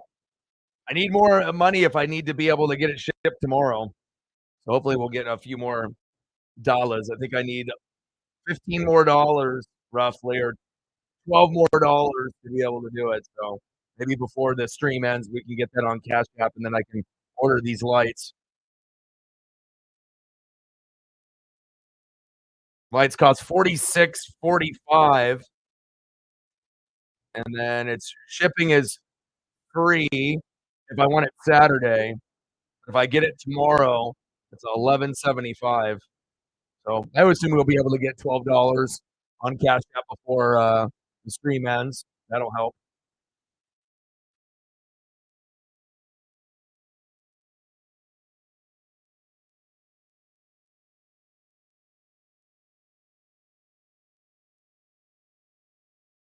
Or maybe I don't need that much. 11.75. They gave me a discount. Was that 51.21?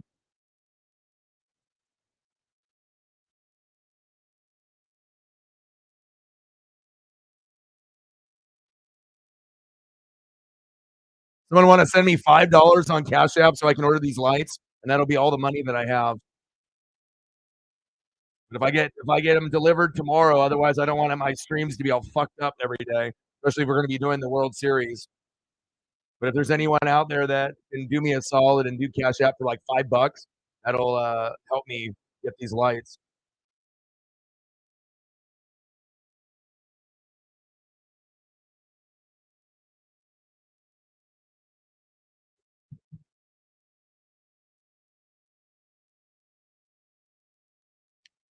And expect lights to break.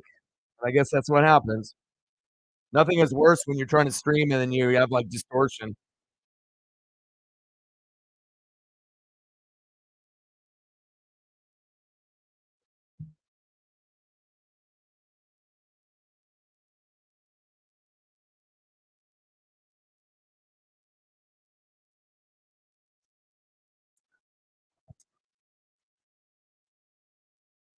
All right, when Megan comes back, we'll throw up some photos. I can't use regular lights. Thank you, Odin Sun. Odin Sun sent me a 4. Let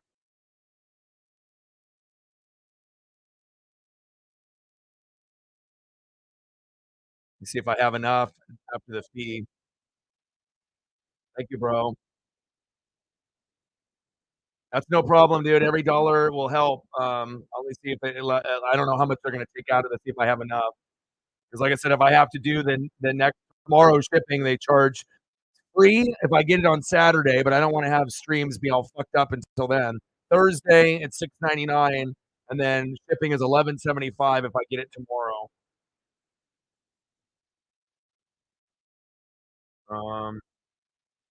Let me see what I'm at now. Hold up. Hopefully, it doesn't take too much of a fee. 25 cents. Hopefully, I have enough. Let's see.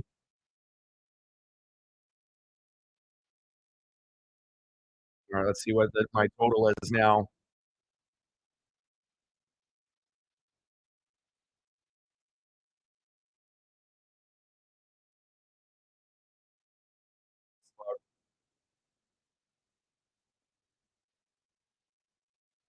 All right, what do I got in there? 52.50. How much is the order? Okay, I think I got enough, dude. Thank you, Odin Son. I think I have enough by like a couple cents. All right, hold up. Thank you, Odin.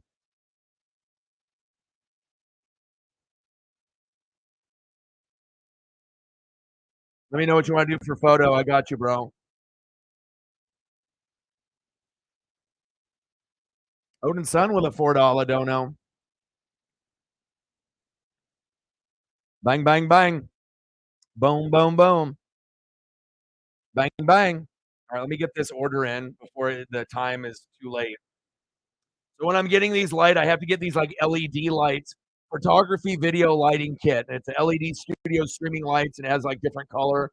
So it's for YouTube, TikTok, portrait stuff. You know what I mean? And it's like they're like rectangular lights that you plug into the back of your computer, and I usually can put one on each side, and they have a good brightness on them, so that way this wasn't really thinking that I was going to have to get any because I went from two of them, and then one of them broke, and then I had one left, and then it just broke today.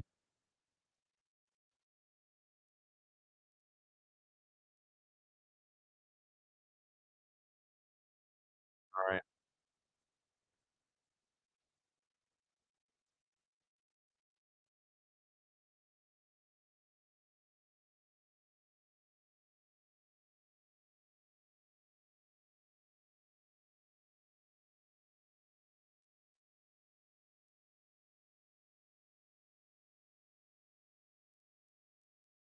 Sorry about that, guys.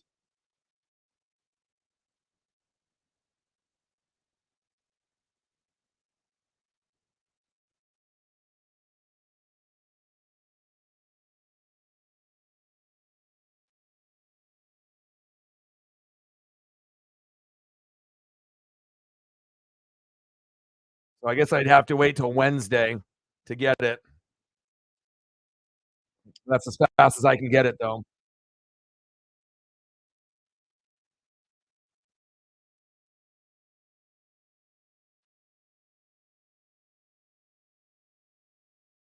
All right, I'm placing the order.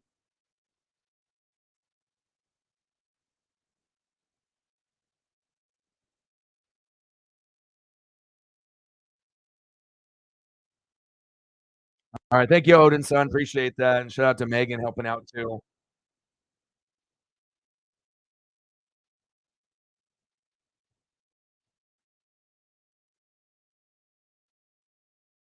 All right, so I guess we'll have to figure out what I'm going to do for tomorrow, and if it ends up being, not the greatest, then we'll just have to have that for one day. All right, so it's going to show up on Wednesday, hopefully. Didn't really want to spend money that way, but you got to be able to, take care of what you need to take care of here to keep the dream going. So,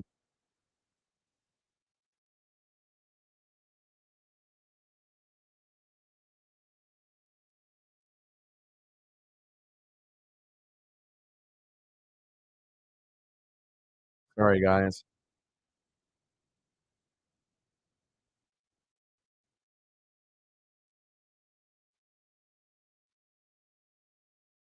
And then when you guys, I don't really buy things off of Amazon and whatnot. When you guys get stuff from Amazon, how does it typically show up? It's not through like USPS. Like, does it show up, through like UPS or FedEx? And like I adjusted the table that's behind my computer that has my TV with the light all the way on that side, but still for whatever reason, it's kind of being a little wonky or whatever. And eventually I'll have to get a new photography light that has an umbrella or whatever, because I imagine that's going to go out pretty soon and then I'll have to order one of those. So,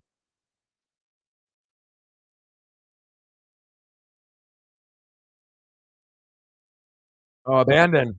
Nice.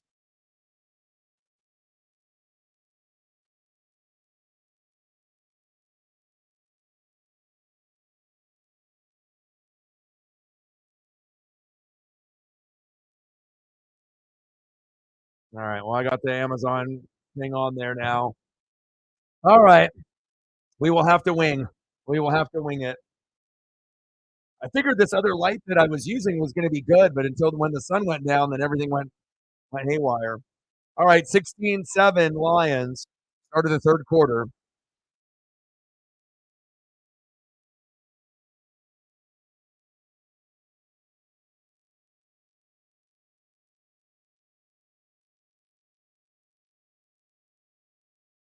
Lomas Braun.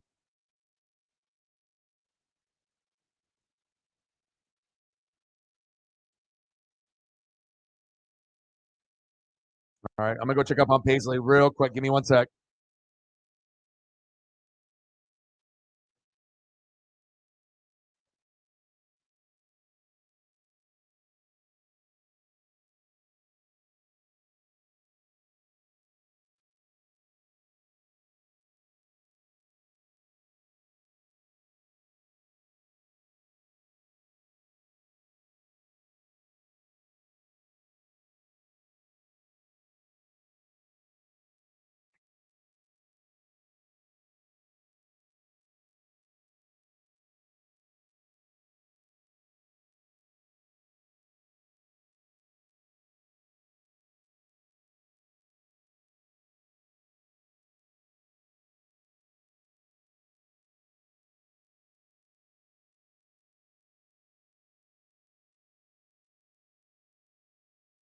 Let me see.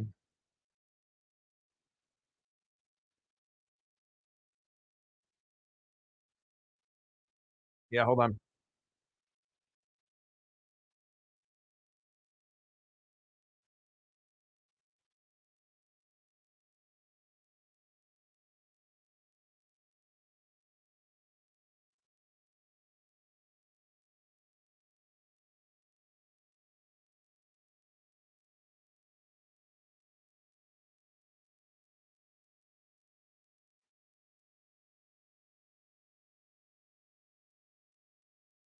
All right, I'll send it to Sarah, and then I should be able to pull it from there.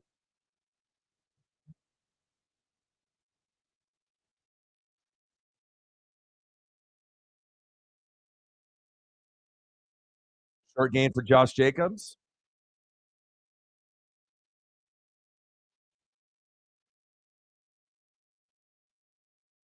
Quality of the photo isn't the greatest, but I think it will still be able to come up.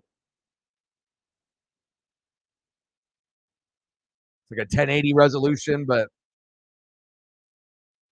abandoned. That's cool.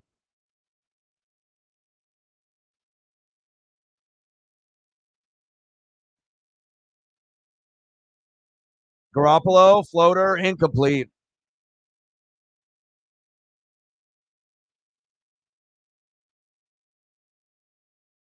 Yeah, very cool. It's like, for a while they kind of wrote her off of AEW on TV. They didn't really have her on there that much.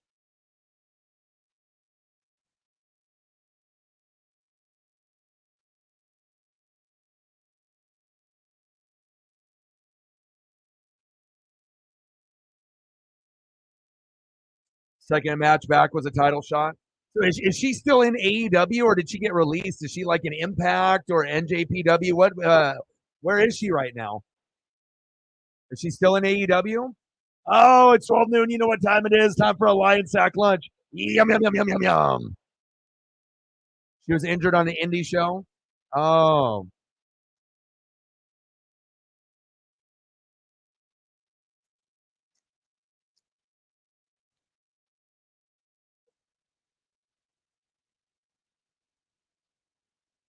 I gotta. All right, hold on. I gotta go put something back.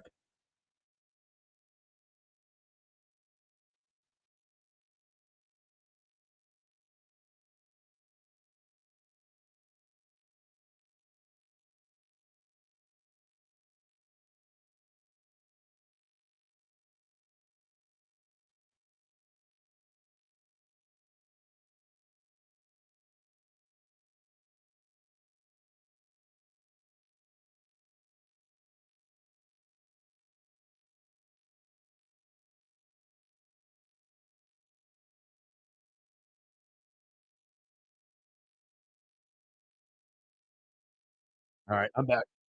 She's still AEW.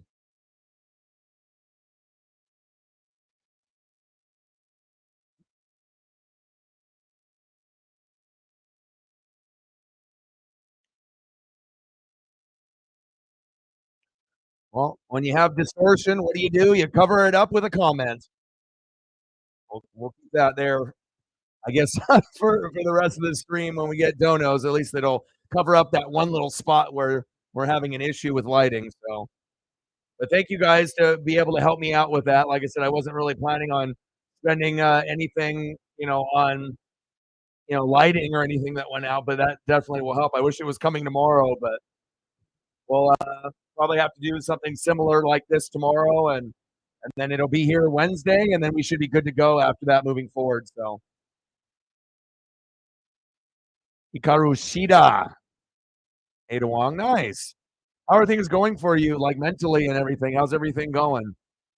How's everything going with the job and family and everything? What are you watching for TV shows and stuff right now? Anything new that you're watching or you're binge watching on like Netflix or Hulu or Prime or anything like that?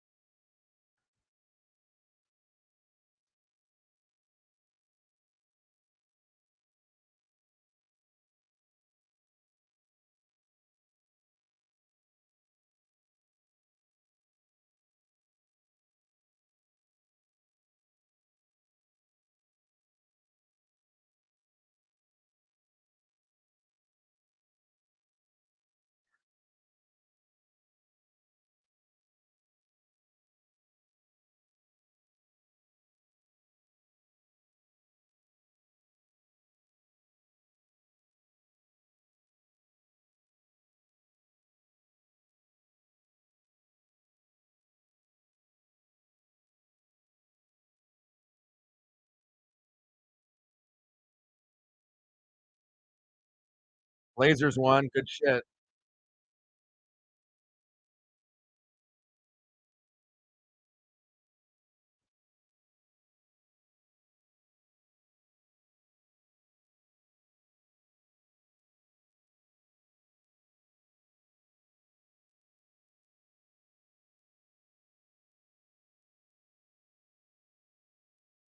Mayfair?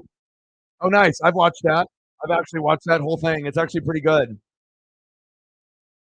I mean, I don't mind watching stuff like sci-fi type stuff. Go, baby, go! First down, Lions with the chains. But that's funny that you you mentioned that, yeah, because I watched that whole thing.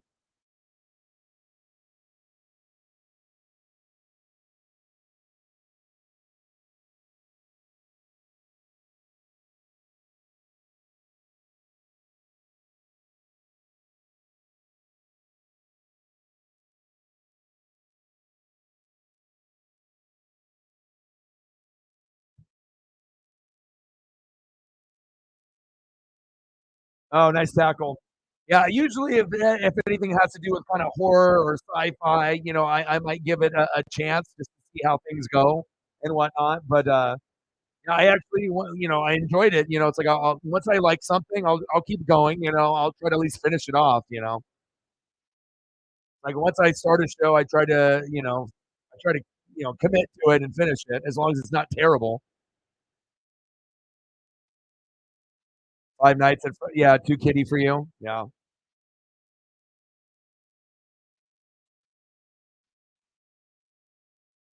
Oh, intercepted. Marcus Peters.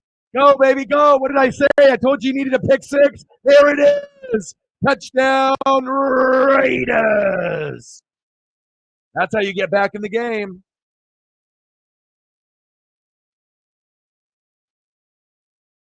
Wow. That's what you needed, a pick six, a fumble for a touchdown, a punt return, a kick return, something extra. And there you go. Marcus Peters and Max Crosby, the only two players that can actually do anything on the goddamn defense. And a pick six, baby. That was awesome. He's saying wow based off the pick six.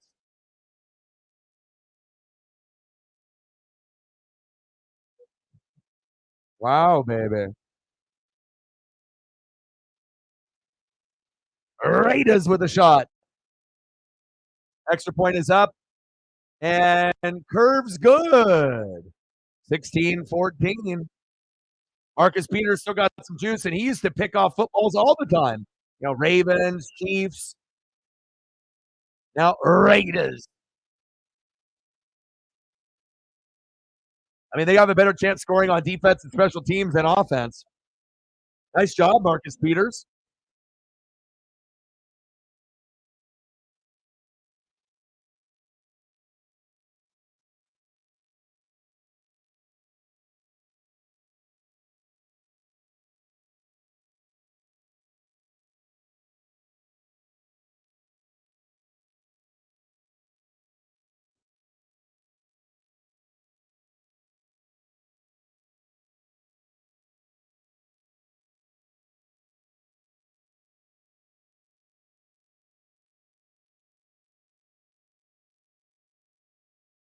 All right, this looks like exactly the same one that I had before too.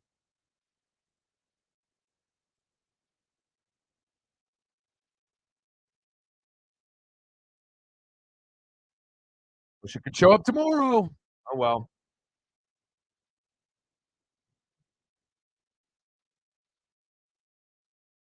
Flip a Marcus Peters.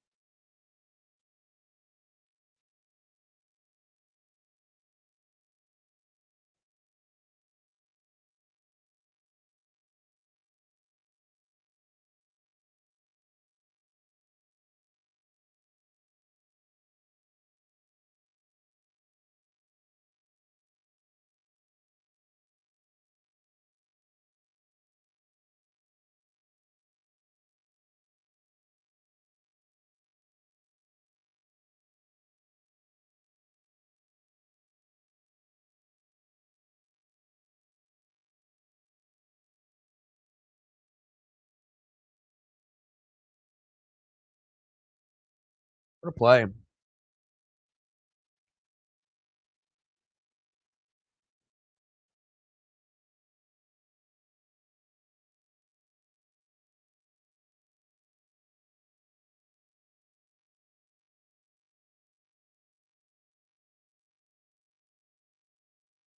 All right, Marcus Peters, I see you.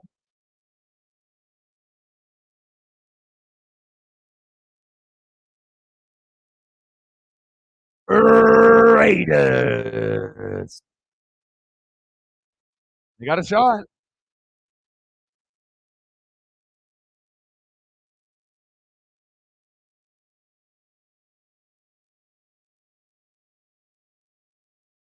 All right, 16-14. Anything can happen. Well, this is the NFL and we love it, right? You just never know.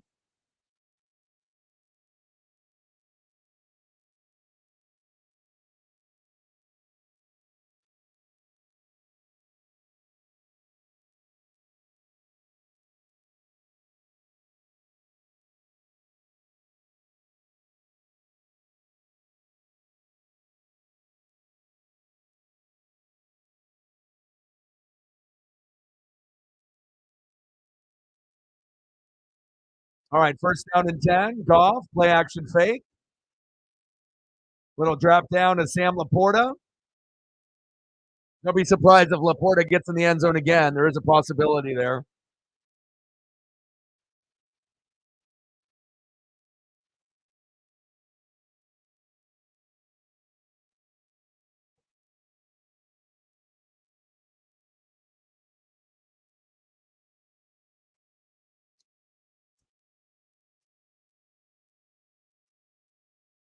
What's the score? There we go. First down, Lions.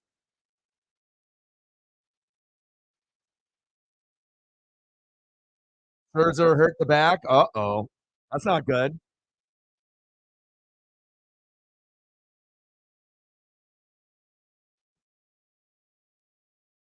Goff avoids a sack lunch. Almost picked off again.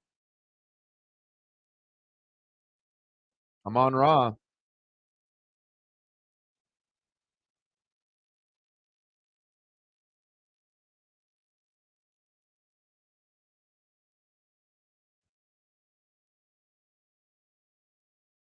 Lions, like I said, the Lions are not the same team without David Montgomery. It's very clear. You got David Montgomery, you can compete with anyone in the NFL. You don't got David Montgomery, you might lose to the Raiders. Like the offense doesn't look good. The defense, doesn't really look that good either. Like you can definitely tell that they're missing him desperately. How things can change in a matter of a couple weeks. Niners and Lions looking like they're the best teams in the NFL with the Eagles and a few others like the Chiefs. And then all of a sudden now, Niners on a skid. Lions not looking very good. Chiefs look like dog shit, at least against the Broncos, but I know they'll turn it around. So I wonder if Odin's son is still in the room. Are they going to make a move for like a wide receiver or no? You guys need one. First down, Lions. But I hope Pat can turn shit around because my fantasy depends on it.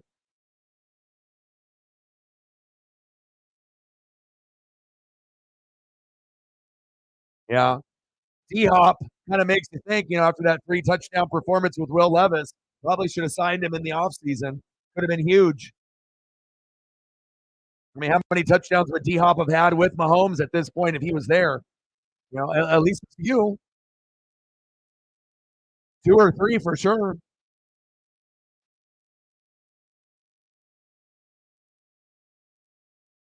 I mean, the wide receivers are okay, but it's like Josh Allen has Diggs.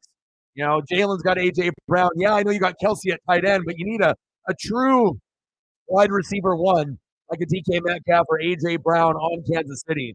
And if you have that, then that'll really change the dynamic. They'll have to get one at some point in Mahomes' career. I mean, if they want him to keep elevating. Kelsey ain't getting any younger either.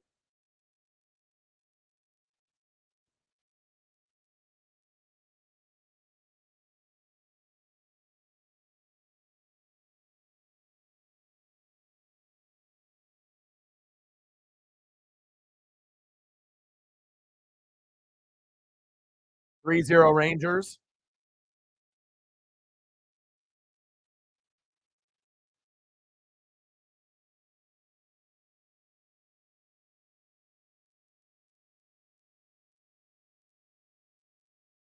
Reynolds, short gain. How long does it? I don't know if you guys use Amazon on a regular basis. Like, how long does it take before Amazon pulls the money out of your account? Because I noticed that they didn't even pull out the money out of my account yet. That shouldn't play sick. Yeah, definitely did not play like Michael Jordan in his Jordan flu game. That's for damn sure. But again, the Broncos, have been playing better. Russell Wilson has a better stat line than Patrick Mahomes. And the last time they played each other a couple weeks ago, the Broncos did pretty well. They almost won. So I wish the Broncos games were kind of spread out. That would have been better for Pat and the Chief fans. But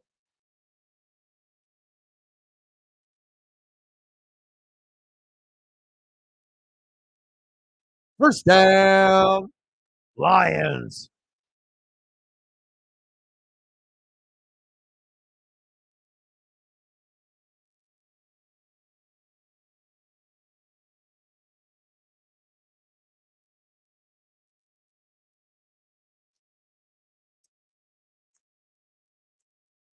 Two, 3 business days it comes out. Okay. Hopefully my account doesn't get overdrawn, like with some of the random bullshit that comes out. Back to back to back divisional. I know. Broncos, Chargers, Broncos. There we go. Nice. First down, Lions. Move the chains. Yeah, I just checked my bank account and I still saw the money that was in there. So I was like, what's going on here?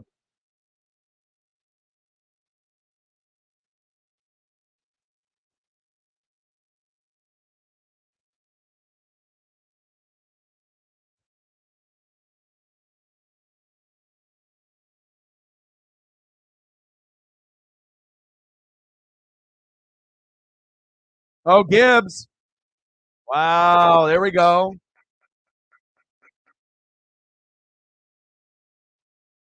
Yeah, Pittman and Downs. First down and goal. Lions trying not to let this game slip through their fingers after that pick 6 by Marcus Peters. Okay.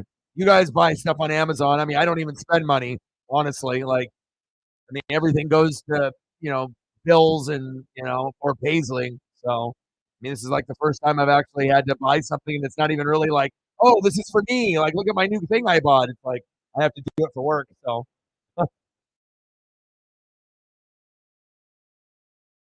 handoff. Reynolds, short gain. eBay and Etsy. Yeah.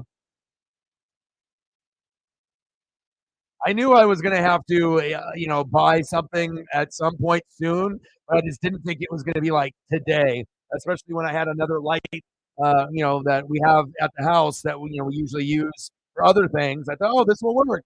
And then all of a sudden the sun set and yeah, that's not going to work. Need another one. And then I ended up trying up 2 other lights on the other side, but it just doesn't work. You got to have those more LED powerful lights, for like streaming and whatnot, the green screen. The Fiend, yeah.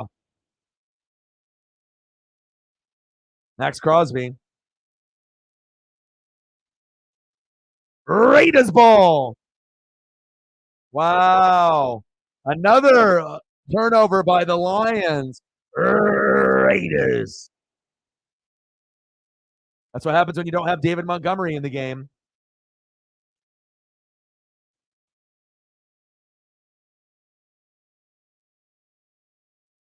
Wow, look at Crosby. What a fucking beast.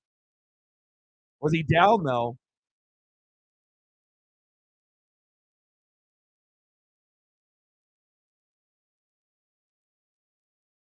Max Crosby is such a wicked beast.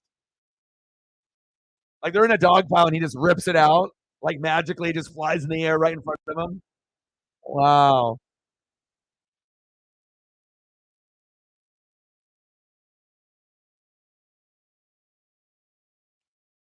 He's kind of good.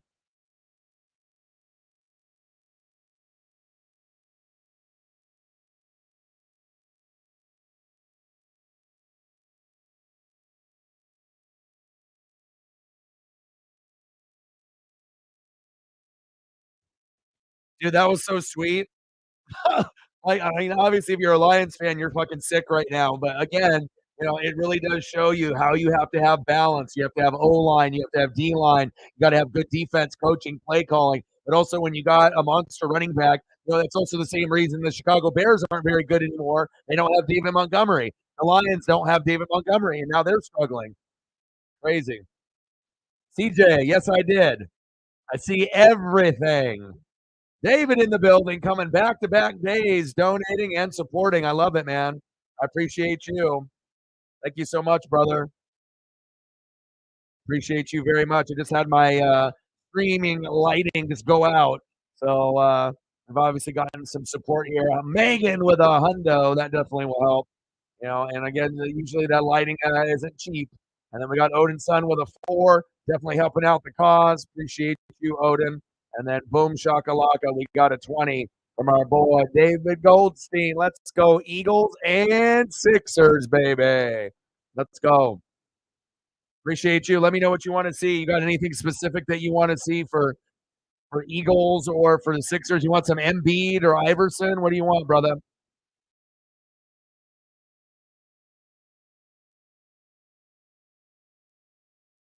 Thank you so much for showing up and donating and supporting. Like we've had a lack of support on certain streams, so it just feels good to have people come through, show mad love, and help us out. Thank you so much, bro.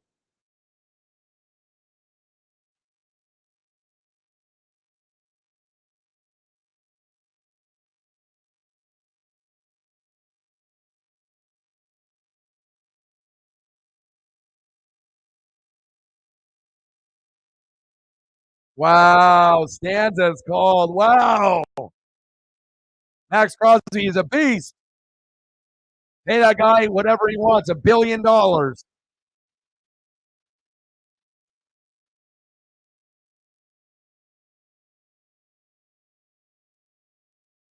Appreciate you, David, very much.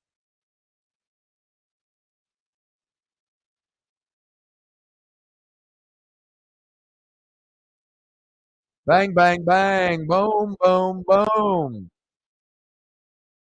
Bang, bang. $20 holla.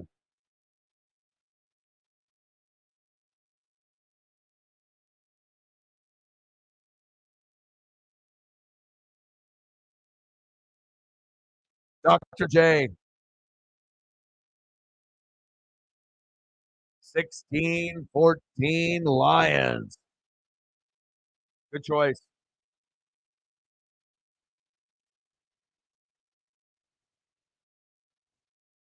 Handoff. There you go, Jacobs.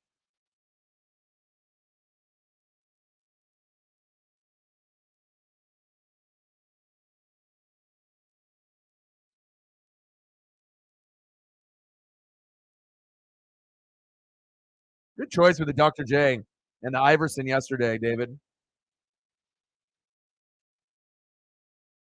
Second down and 5.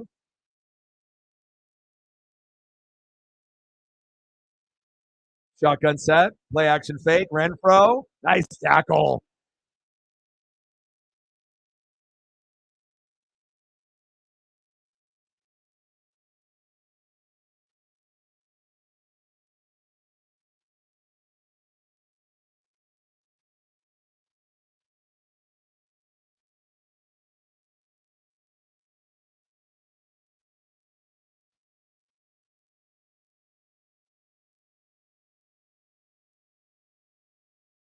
Third down and 4. Shotgun set. Jimmy, blitz. Nice catch. Oh, bobbled. Wow. What happened to my hands? He could not secure the bag.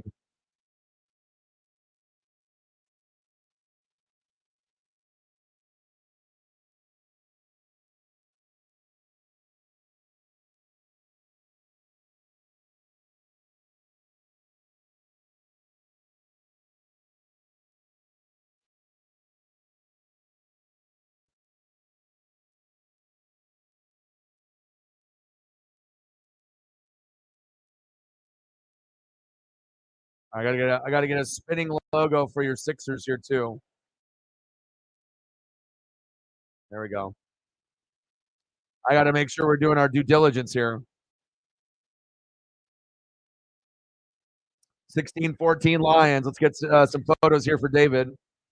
We'll get some more for Megan and a few others and Odin here too. Ooh, look at that. Dang.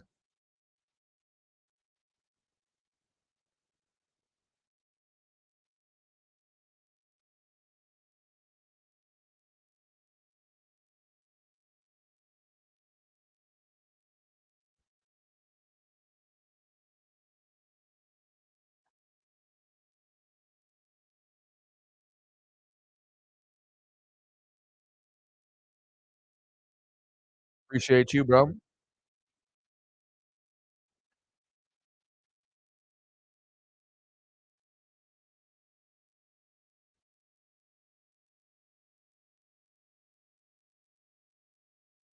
I got some ABA old school shit too.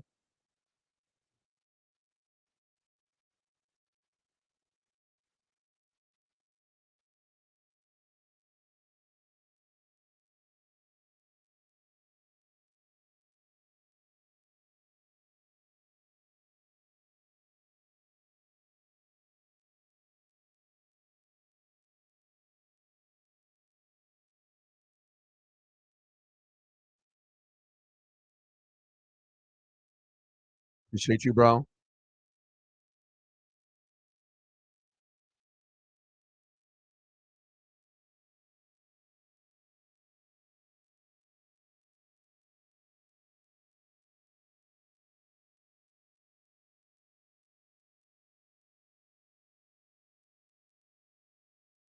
Let's go, baby. Appreciate you, brother.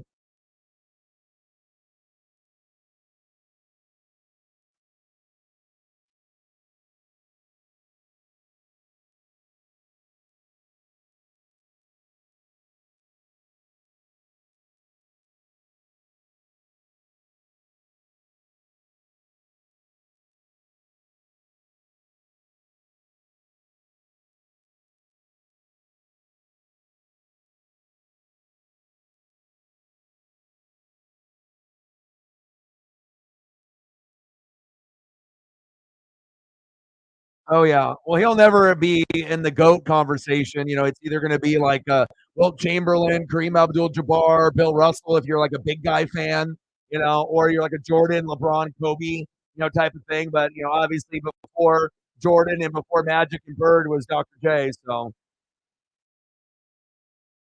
it kind of just depends if you're if a Philly guy or if you have appreciation for the old school. So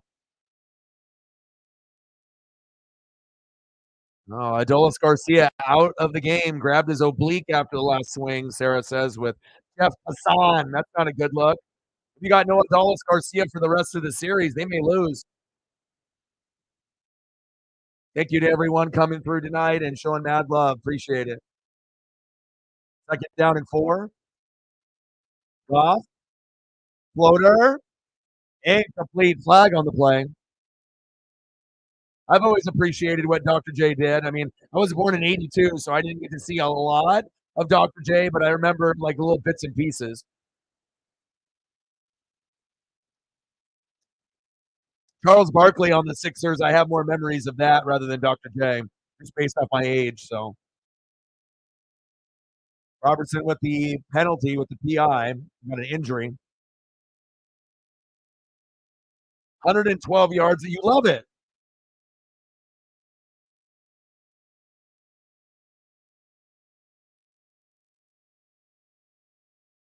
Kraken 4-3. They won in OT. Hell yeah.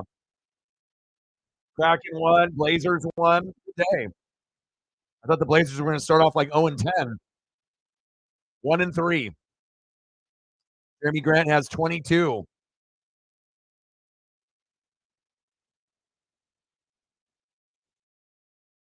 Ayton had 23 boards.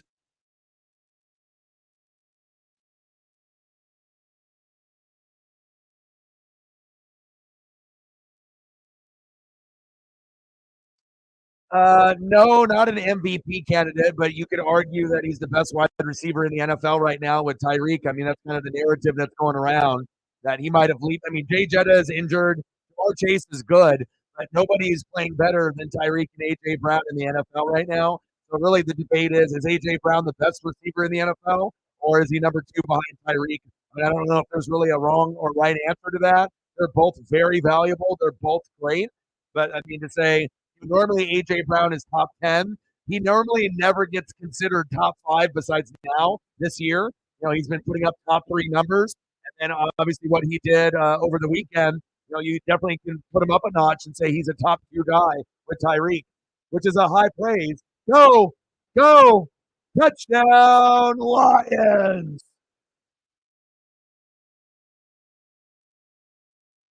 Jahmyr Gibbs with a tutty.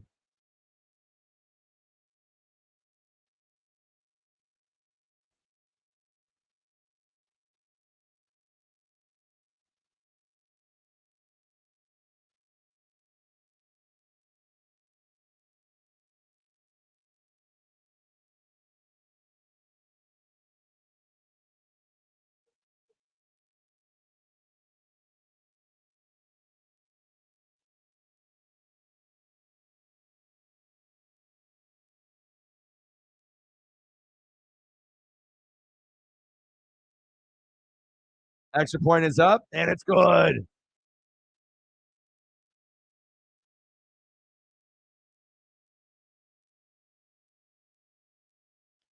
All right, Gibbs, I see you.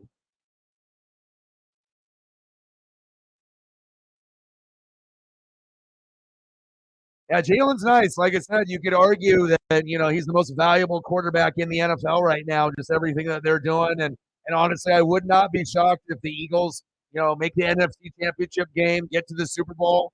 And a lot of times when you go to the Super Bowl and lose, you don't get back the next year. Usually, you have 1 year off, and then you get back to it the following year. But this could be a thing where the Eagles get back to the Super Bowl and actually win it this year. There is a good possibility as long as they don't have any major injuries and they are the best team in the NFL right now. 23-14 Lions.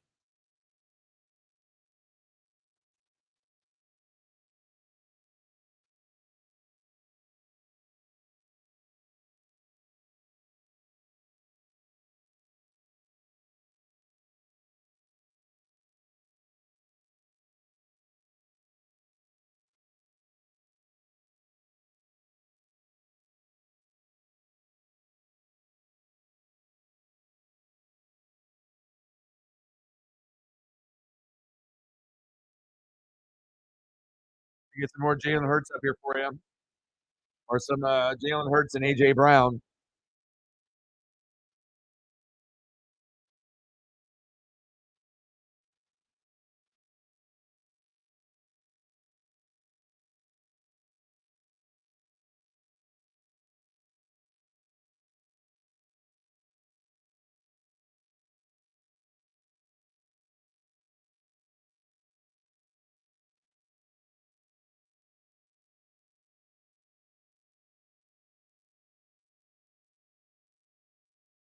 Garoppolo, play action fake. He's got all day. Nice. First down, Raiders.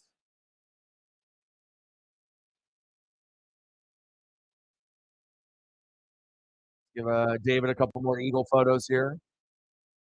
Got 2 of Jalen's and 2 A.J. Brown's.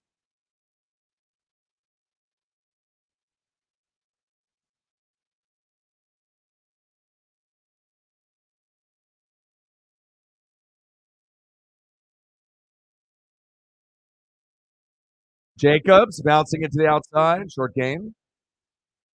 That's kind of good. But we've always thought he was really good. I mean, he's better than DK Metcalf. You know, and DK Metcalf is like a top 10 receiver, but I mean, now he's starting to get into that realm, you know, going from Ryan Tannehill to Jalen, you know, and I think like, you know, him being labeled a top 2, top 3 receiver is legit.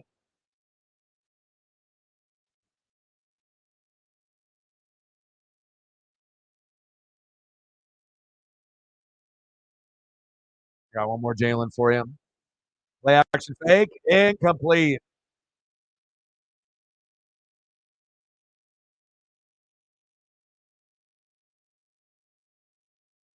Appreciate you, brother.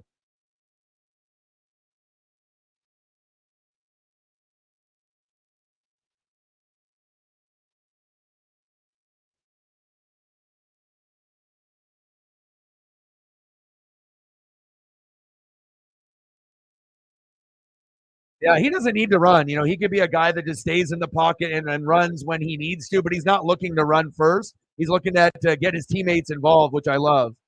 And I already knew he was going to be good. Like I said, there was Eagle fans that were doubting that Jalen was going to be the guy, and I kept telling everyone that he's the guy. You know, you could tell by his leadership and everything that he had. You guys just didn't have a true number 1 receiver. You guys tried to put Devontae Smith as a rookie, you know, undersized, you know, guy at the number 1, and it was too much for him to handle. You know, he's more of a 2. And once you got A.J. Brown to come in, everything changed.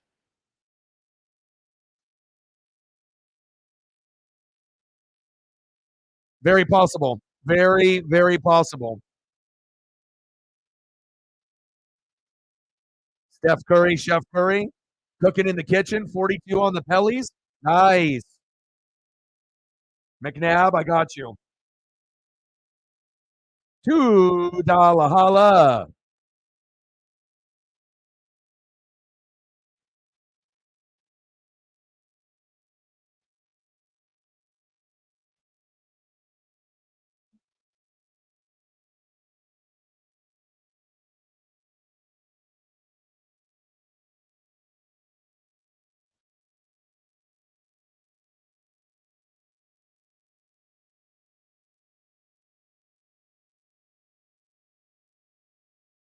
I always liked Donovan McNabb, you know. But my favorite player back in your guys' era was Brian Dawkins, like 100%, not even close. I'm a defensive guy, though, so no surprise.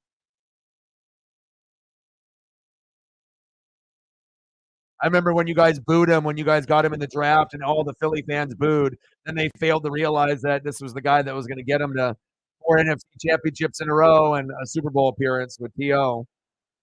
I wish you guys would have won that Super Bowl with T.O. Swag, swag, swag, swag, swag. Syracuse, swag. Goff. Nice. First down, Lions.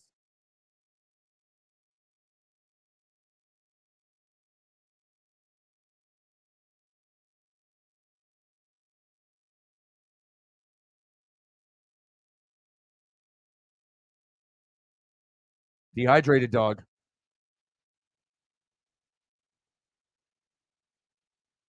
23-14.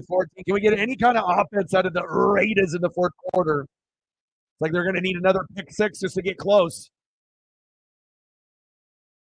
Gang, gang, gang. That's a stud right there.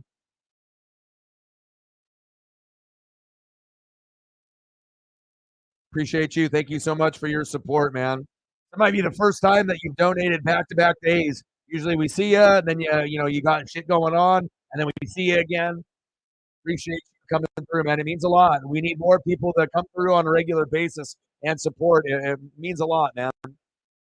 mean, especially if I'm, grinding every day, doing the reaction videos, doing streams every day, entertaining every day. No one wants to do their full-time job and, get nothing in return. So, Shep in the building. What's good, brother?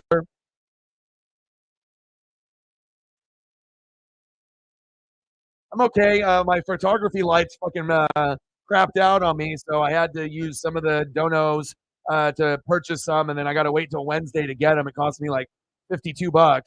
But again, I got to be able to have the lighting, good. I can't have like the screen all pixelated and distorted and whatnot. But other than that, I've got a chance to use some of the donos that we got, and I took care of Paisley. I got her a stuffed duck that she obliterated in like 5 minutes. So I had to take all the stuffing out and the little squeaker out of it, and now it's just kind of like a rag, that she's nibbling on. Got her some greenies, got her some peanut butter cookies. We went on 3 walks today. Um, Megan has come through, big support. Donated a 50 before the stream started. Donated 100 to help me out with the lights. And then David came in, and then obviously you came in, and I appreciate you, man. Shep with $1.99. What do you want to see with photos, brother? What kind of Atlanta Falcon jump off do you want? Should I put Shadur Sanders up for you so that way we can talk it into existence? So that way Shadur Sanders can be an Atlanta Falcon? Is that what we need? You let me know. I already have it set in my head that that's where he needs to go. So him going to another team is not acceptable. Bang, bang, bang, boom, boom, boom. Shadur Sanders to the Falcons. Michael Penix Jr. to the Bucks. Let's go, baby.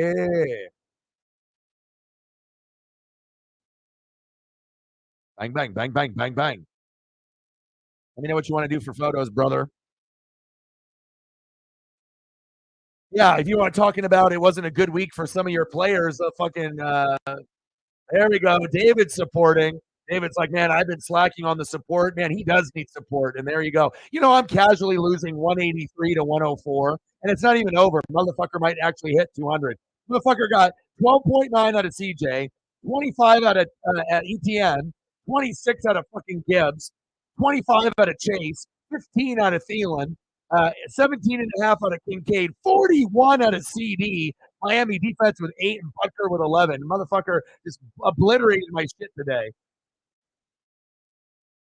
David Goldstein must have won the lottery. $1.99. Appreciate you. David Goldstein must have won the lottery. He's like, I need to support more. Bang, bang, bang, boom, boom, boom. Bang, bang. Appreciate you. It shows you, when people donate and they donate early, we have a better chance to actually have a good day. But if we go 2 or 3 hours with nothing, how the hell are we going to get to the goal? If nobody's donating at all, what's going to make someone donate? But when people donate early, and they see that, then more people donate. It's a snowball effect, you know? Appreciate you. Bang, bang, bang, boom, boom, boom. David Goldstein's beer money going to ODog, and I appreciate it. But pretty much everything just goes to bills and support and taking care of my dog. So thank you so much, man. And lighting and stuff to improve the channel and whatnot. David with another tour. Appreciate you, Dave. This is the most David has ever donated to the channel ever. Bang, bang, bang, boom, boom, boom. Bang, bang. $2 holla. Thank you so much, man. I appreciate you tremendously. Grady Jarrett. Yeah, I saw that.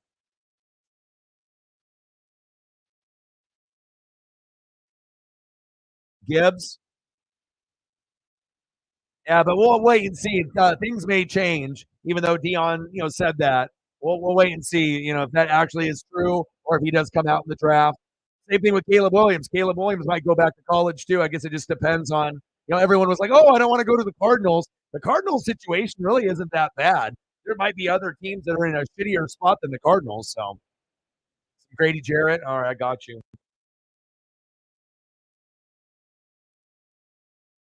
And let me know what else you want to see, David. And I got you too.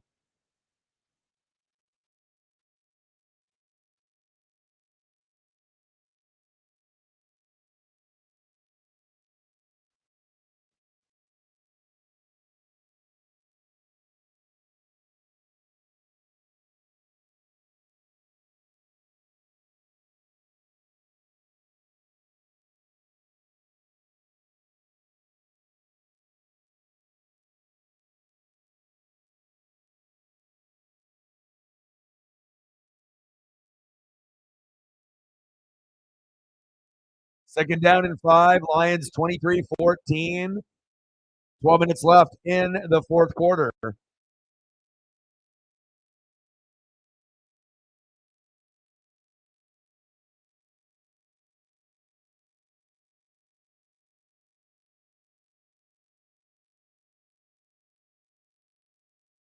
Got an injury.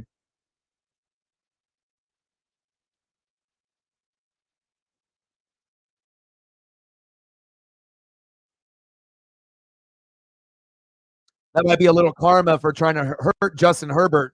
Obviously, when the Raiders and the Chargers played. Hey, sports gods, hey, they forgive, but they don't forget. Big facts.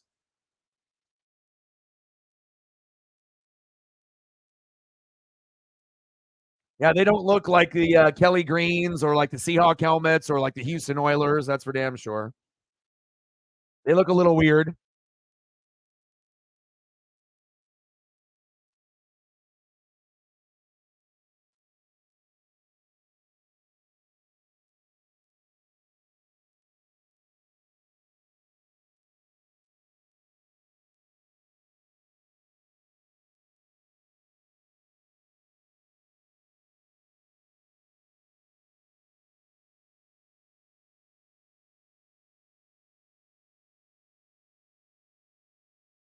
I'll even give you a throwback photo. Old one. Lots of injuries. Kirk Cousins, Grady Jarrett.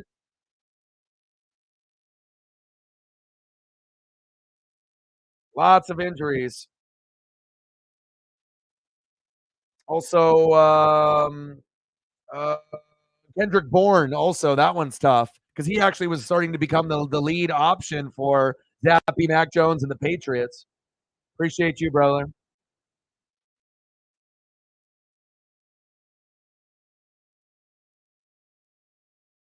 Reggie White, dude, great choice. Great choice. One of my favorites of all time.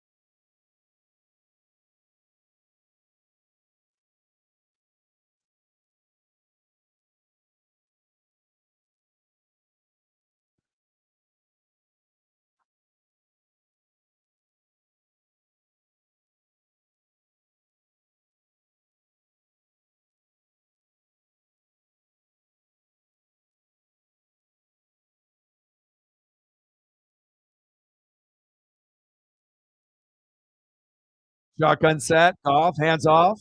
They got no answer for Gibbs.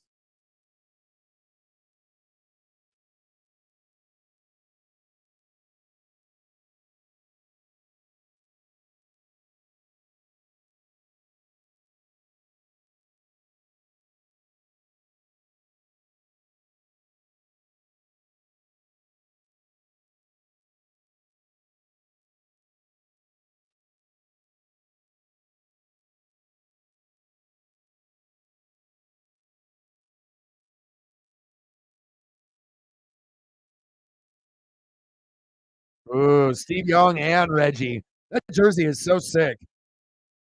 With the patch on it, too.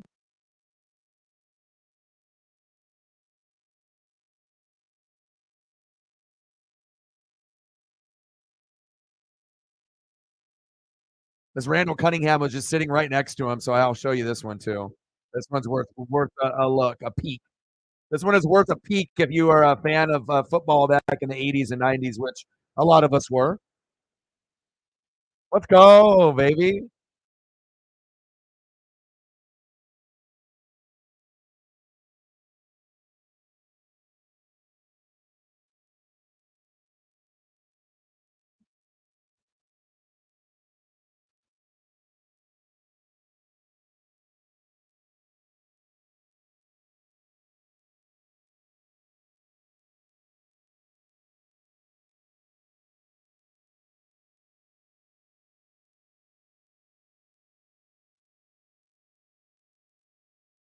Fourth down and 1. Lions with the QB sneak. First down, Lions.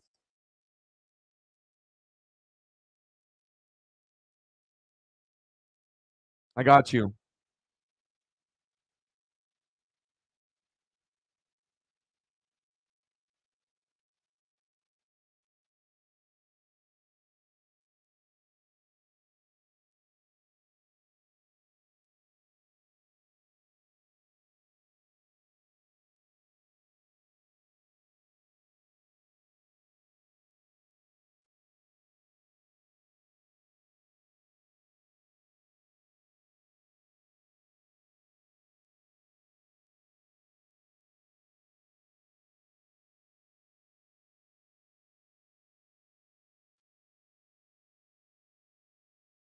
Goff, floater, incomplete.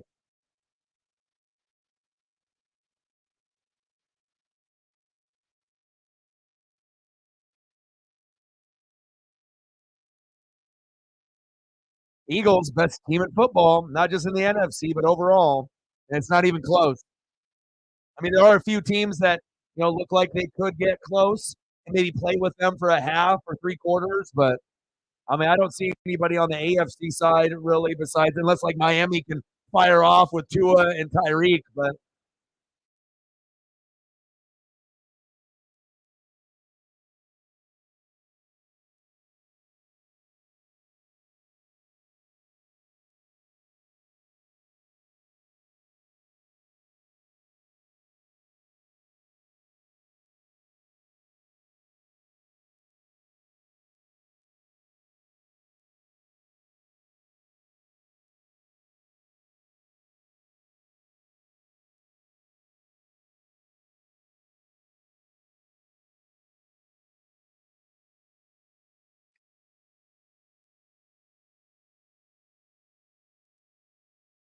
Dallas is a bunch of get the fuck out of here with Dallas. No one thinks Dallas is going to do shit.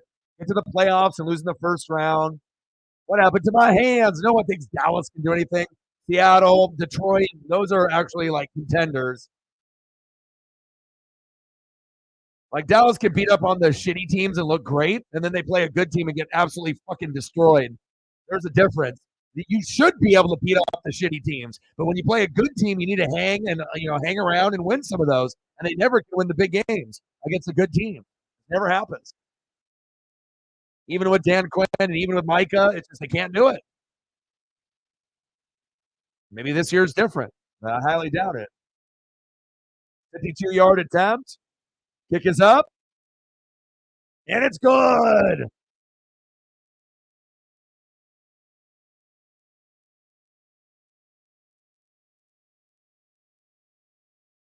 Nice job, Riley.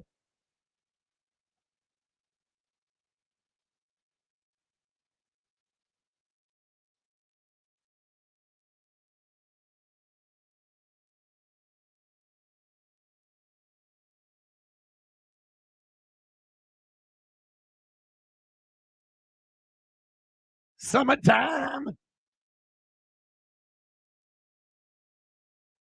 We're gonna show some kicker love.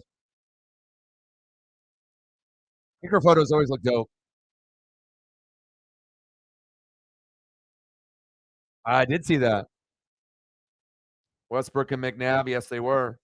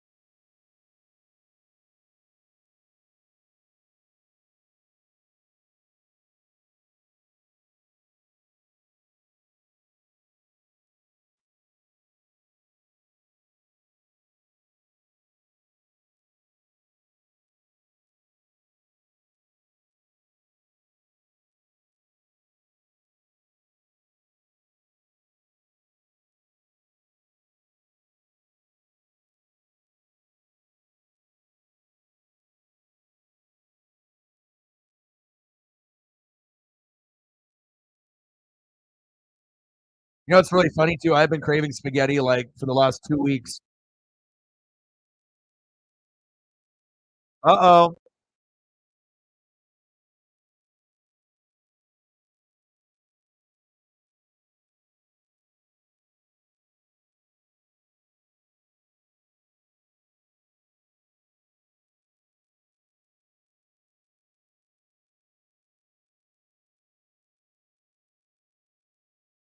Come on, Raiders.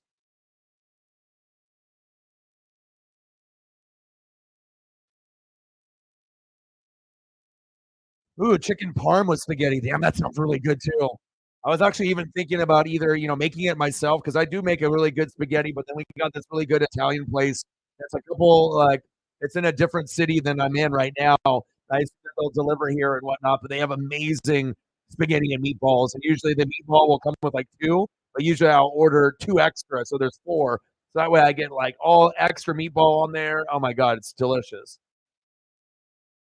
But I don't know. I was thinking like I haven't been able to really. I don't really eat fast food anymore or anything like that. But if I do decide to go outside that realm, chicken parm or like a spaghetti, man, meatball sounds amazing. And the best part about it is spaghetti leftovers are some of the best that you can have. Pad Thai leftovers are amazing, but spaghetti, I mean, the only thing you have to worry about is your Tupperware getting stained forever. But other than that, like spaghetti cold, spaghetti hot, spaghetti later, spaghetti the next day, like it hits. Like you can literally eat spaghetti for like 3 days in a row and you don't even care. Like it's delicious. At least that's how I feel about it. You did? Wow. See, ESP, bro. We're connected. Ooh, garlic cheese bread on top of that. That's a must. Now you guys got me hella hungry.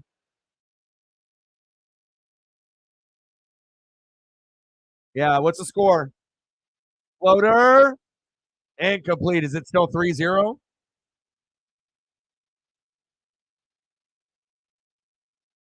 Now, shout out to Megan and David and Shep and everyone else that has donated today. I appreciate you guys very much.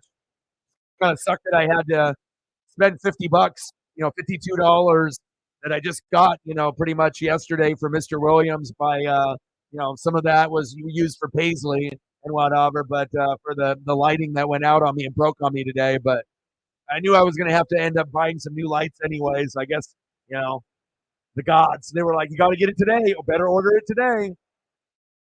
And complete. Garoppolo is done.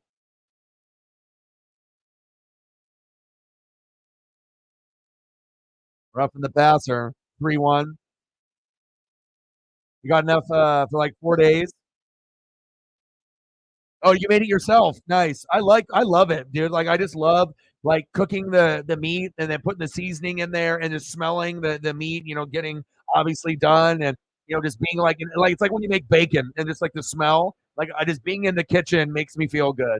Like I'm not a type of person that's like Guy Fieri or Gordon Ramsay. Like I'm not going to claim that I can make any single dish that's out there. But honestly, if you just try and follow directions, you'd be really surprised on what you can do. A lot of people that say they can't cook is they don't fucking try. You know, like as long as you can fucking read and follow directions, you're not going to ruin something.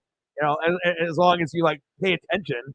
You know, some things are harder to make than others, but I mean, spaghetti should be on everyone's like repertoire. It's not that hard. Like you should be able to do tacos, burritos, enchiladas. There should be some like basic things that everyone should be able to do, and you don't even have to do it for like a date to impress someone. It's just like for yourself.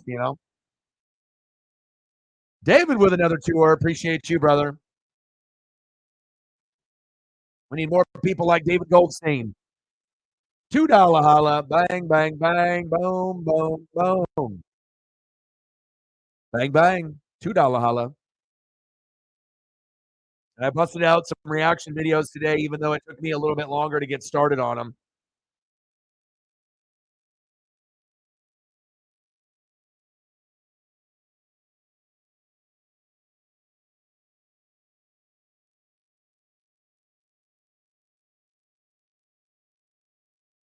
But I did Bengals, Niners, Falcons, Titans, Ravens, Cardinals, Browns, Seahawks. Those ones really didn't hit the algorithm yet or anything, but we'll see where it goes. And then Saints, Colts did. It got 1,400. I did that, and then Rams, Cowboys, Eagles, Commanders, and I'll try to pump out 3, 4, 5 tomorrow, and then we'll do World Series game number 4 tomorrow, World Series game number 5 on Wednesday, and then we'll do Titans with Will Levis going against the Steelers in Pittsburgh against Kenny Pickett on Thursday. So that's what's on slate for the next few days. Yes. Most he's ever donated to the channel. And the first time that he's actually donated on back-to-back days. Your boy remembers everything. Thank you, man.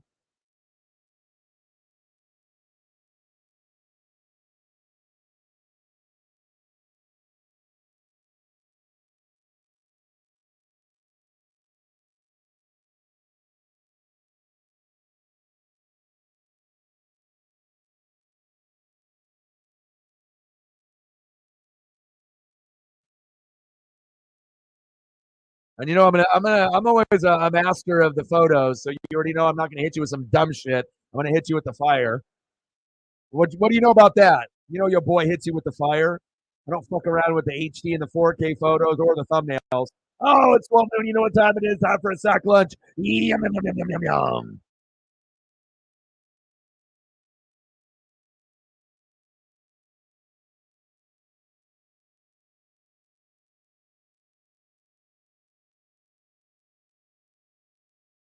First year I started the channel, and I predicted that the Eagles were going to win, and they were going to win big, and everyone called me an idiot. Right? I said they were going to win by 9 or 10. They're going to win big. They did, and Eagle fans have been rocking with me ever since. Your boy ain't no dummy. That gained a lot of credibility on the channel too, because how many people would have actually predicted Nick Foles beating Tom Brady? Let alone I didn't say, oh, they're going to win by a field goal. I said they're going to win big. That's a very ballsy thing to say, first year on the channel. But I was confident they had a better O line, better D line, better defense, and they had the four horsemen with Jay Ajayi. I felt if they played a clean game, 100% clean game. I didn't predict Philly, but I figured if they played a clean game, they would win, and they did.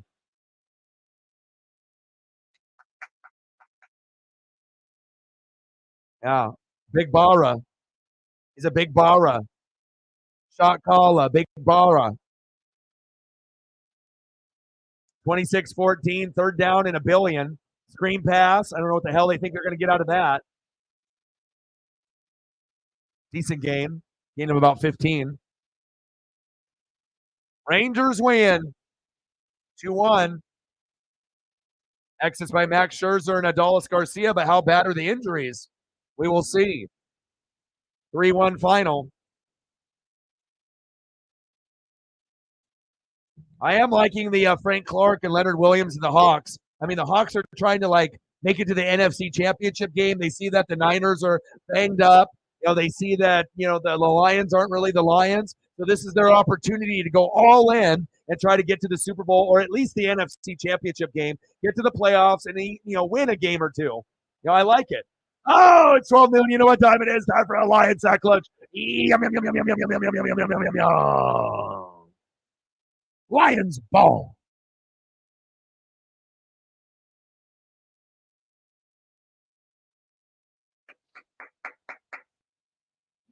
Nice job.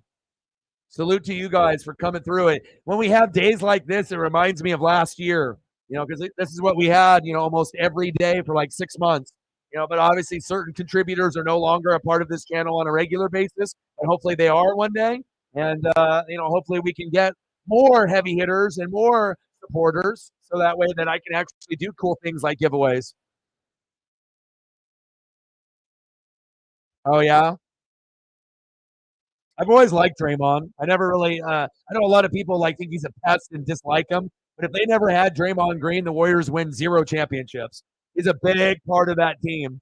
Emotional leader. You can have Steph and you got Clay, but what happens when they get in foul trouble, or what happens if one of them is off or both are off? And I'm not saying Draymond's a guy that can pick up the slack and get you 30, but sometimes getting 10, 10, and 10, or 10 and 8, and you're diving for loose balls, and you're taking charges and you're getting blocks and rebounds, sometimes that is worth more than someone putting up 30 points. Of course, you need those points, but sometimes getting less points and getting more of the dirty work done can really be that emotional support that you need. Oh, Yeah, absolutely. Anyone that had Draymond in their city would love him, you know?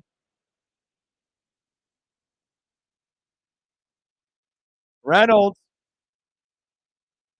he's like a Patrick Beverly, but a better player. You know, Patrick Beverly's fucking a pest and hated, but if he's on your team, you love him. He's not doing it against your team; he's doing it to other teams. Draymond's the same way. But I already liked Draymond at Michigan State, so I already saw him there, and I was like, "Ooh, this guy's gonna be good." Izzo got this guy coached up the right way. You know, I like emotional players. You know, he plays with his heart on his sleeve. You know, he gives everything he has. Sometimes a little misunderstood, like Rasheed Wallace too, and I was a big Rasheed Wallace guy also. First and goal, trying to put the nail in the coffin here, which is already pretty much it. But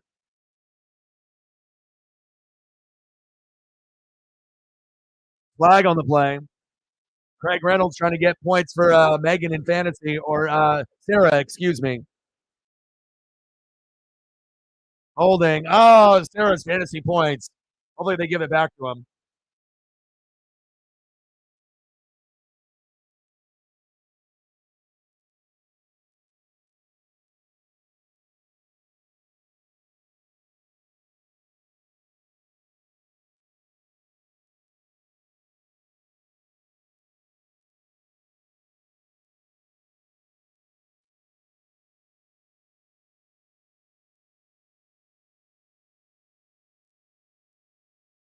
Oh yeah, Rasheed would get technicals by just looking. He wouldn't even like say anything. They would just tee him up by his eyes, you know. And he wasn't even giving like googly eyes or like mean eyes. He would just be like looking, and they would give him a tee. Bullshit. And obviously Rasheed was guilty, you know, but he wasn't as guilty as many times as he got all those tees. You know, out of those tees that he got, did he earn like 3/4 of them? Yeah, he did. You know, he deserved like 3/4 of them. But there was also like 25% of those technicals he got for no reason, just based off reputation and people just being an asshole and being a hater, you know?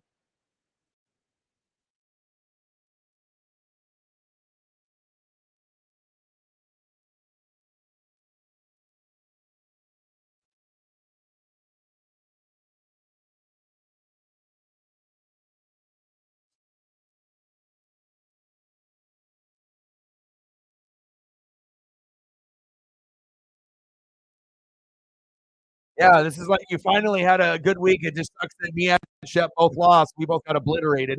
I got obliterated the most though.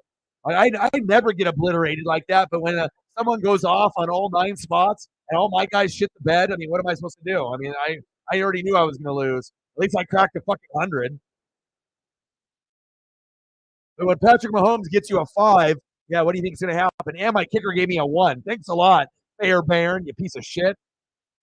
I mean, I really need Montgomery and fucking Jay Jetta back, but you know, I don't know. I don't know if I want to be able to win the championship this year. I'll get to the playoffs, but I mean, we got 4 or 5 teams that could take it. Oh, King Money put up 186. Jesus Christ, that might be the highest all year. Has anyone even hit 200 this year? I don't know. That 186.6 might be the highest that we've seen this year that I can remember. But I won't get blown out that often. I'll tell you that. Donahue, yeah. Well, he was cheating, so you know, he had mob ties and betting ties and whatnot. And I guarantee he wasn't the only one that was calling games and shaving points and the point spread. I mean, it's been happening in college since the '80s, and I imagine that it happens in maybe not so much in baseball, but I imagine it happens in baseball, NHL, NBA, and NFL. You know,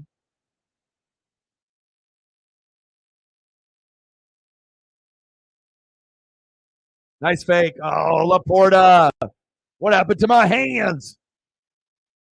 Yeah, but when you get one as a kicker, that pissed me off.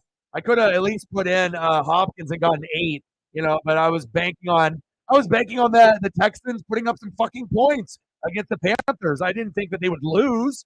But if I would have known that, I would have never fucking started them.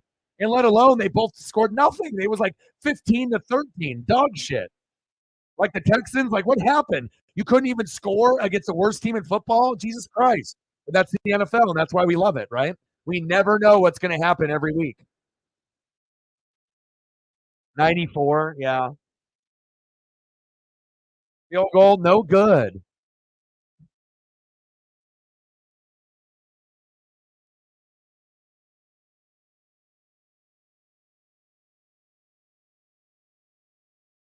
At least you're doing better in the other league.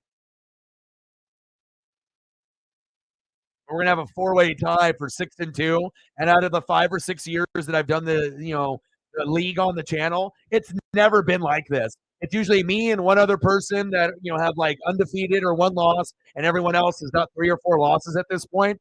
This is the first time in like 6 years we got 4 people at 6-2, and anything can happen. I mean, we still got half of the season to go, but I've never had it this competitive in the league. And there's a few people below that could surprise and possibly make the playoffs too. So yeah, but at least you got a dub. I mean, at one point it looked like you were going to lose every game the whole year. But at least you got out of the slump and you got a dub. It's at Shep's expense, unfortunately for him. Nice catch, and then a fumble. First down, Raiders.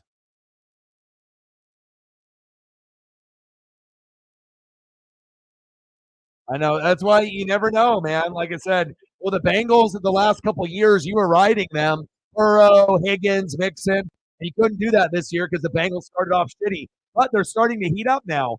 So for anyone that does have Burrow, Chase and Mixon, or Burrow, Higgins, and Mixon, maybe the numbers are going to slightly go up. So you got Elliot's like, I got my first win. Sarah got her first win. 126, 124. Nice.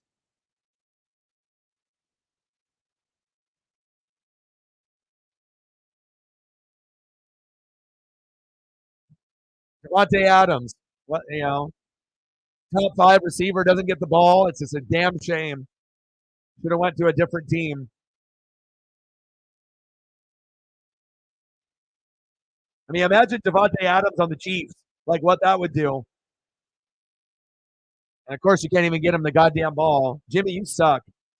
But if you had Patrick Mahomes and Davante Adams with Travis Kelce, that's what I'm talking about. That's what they need. Someone like that. A true number 1 receiver for Mahomes. So that way that you can actually get 10 to 15 touchdowns out of Davante Adams, every year. Idiot, he's wide open. Jesus Christ, Garoppolo.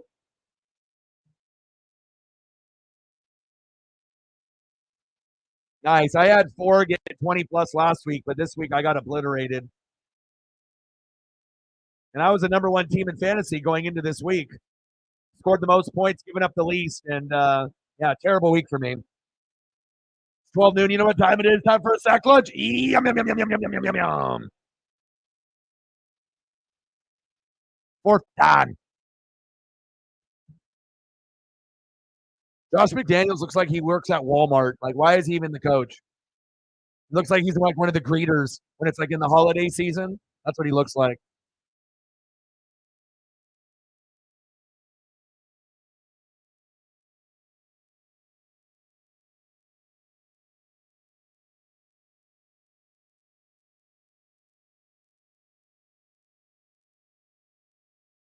Yeah, ETN has been money.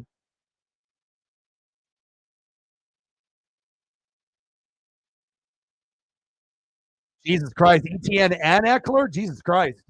I decided not to go running back heavy this year, and I went wide receiver heavy instead, and I'm paying the price for it now. Because usually, like, I had 3 of the top 4 running backs last year. I had Jacobs, Saquon, and Nick Chubb, and I ended up being 13-1, but I lost in the playoffs by 0.5 to fucking Shep. Last play of the fucking game, all the guy had to do is not catch the pass. Michael Pittman, motherfucker, caught it for like 8 yards, and I lost by fucking 0.5. Bullshit. But we didn't even have a winner last year, so it's all good.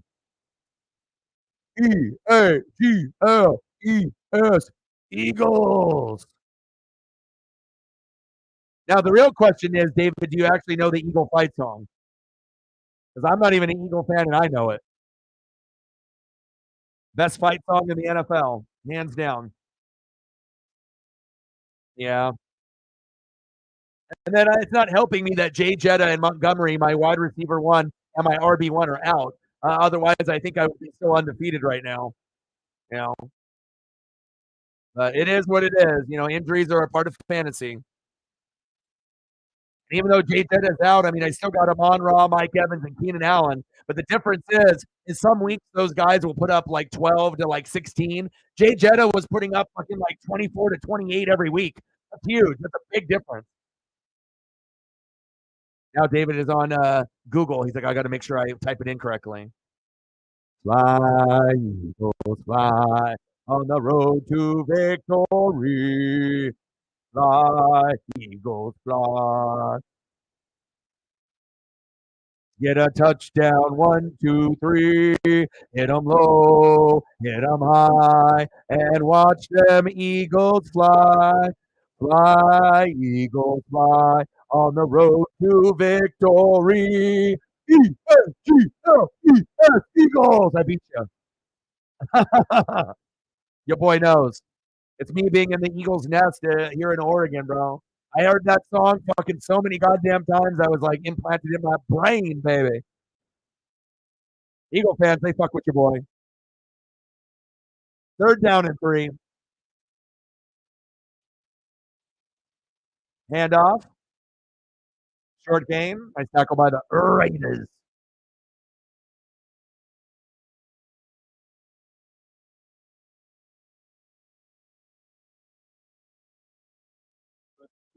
Damn, 186 to 104. That's disgusting, man. I never get obliterated like that. This is probably the worst ass whooping I've taken in fantasy in like 4 years. Like, no lie. I have never gotten obliterated like this. But again, Patrick Mahomes playing like dog shit. You got to give full King Money credit. C.J. Stroud, ETN, Gibbs, Chase, Thielen, Kincaid, CD with a 41. Jesus Christ. Even his bench was pretty good. Devontae Smith, 22. Pitt, 6. Lawrence, 14. Komet, 17. Javonte Williams, 18. I mean, no matter who he put in, I would have lost. 2-minute warning. At least it's not 0.5. Yeah, that's true. But the thing is, it would have been better if you were able to claim the championship and we didn't have one. I mean, like I said, but chances are you would have been the champion over Jake. So I know. I mean, I might have to be looking at, like I said, there's Will Levis, there's Baker Mayfield. Baker put up 21, bro. Baker actually, if you're looking at all the quarterbacks, Russell Wilson's there too. Baker 16, 18, which is okay. 10, that's bad. 23, right? That's good. 6, bad. 16, okay. And then he hit 21.38 against the Bills. That's good. You got to understand, quarterbacks don't get to 20 points in fantasy anymore. It's very rare to get 20 points or more. So if you can actually get 16 to 19 in fantasy, you might be able to win with that. In years past, you wouldn't have won with 15 to 19, but now with so many quarterbacks getting injured and playing like dog shit or having bad weeks, like you'll take a 16 to 19. It's a hell of a lot better than me looking at fucking Patrick Mahomes with a goddamn 5. Piece of crap. Patrick Mahomes has only had 4 games out of 8 in the top 10. 4. I didn't pick him, in the 3rd round, first quarterback in our draft, taken off the board for him to do that dog shit. So I'll never pick Patrick Mahomes ever again. Russell Wilson's got better stats than Patrick Mahomes, believe it or not. You just haven't been watching Denver and you don't know. People just want to hate on Russell Wilson. He's the 10th ranked quarterback, bro. He's actually been very, very good. He's got a better stat line than Mahomes. 15, 25, 14, 22, 18, 7, 13, and 18. That's not bad. I mean, for Russell Wilson, I mean, like I said, it's like, you would want better, but his touchdown to interception ratio was much better than you would think. If you're a Russell Wilson hater, then you're just like, okay, like most people are. But if you're actually going to look at the stats, he actually is playing good football this year. I mean, he's got 16 touchdowns, 4 picks. You let me know if that's bad, considering everything that's going on in the NFL. Last year, he was 16 and 11 for the season. Okay, 16 and 4 halfway through the season, projected for 32 and 8. That's hella good. And they're not losing because of him. They're losing because of the defense. And now the defense is starting to get a little bit better. So, knowledge. Now you know. Right. But I mean, 16 and 4, I guarantee you didn't think that his stats were that good. He's got a 101.7 rating.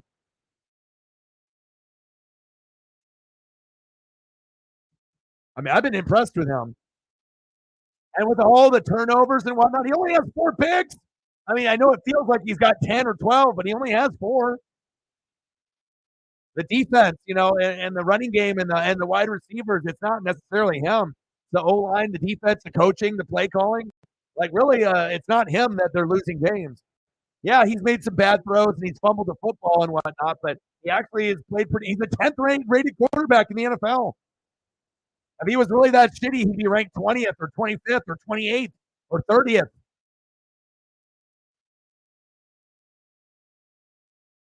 Trade deadline tomorrow.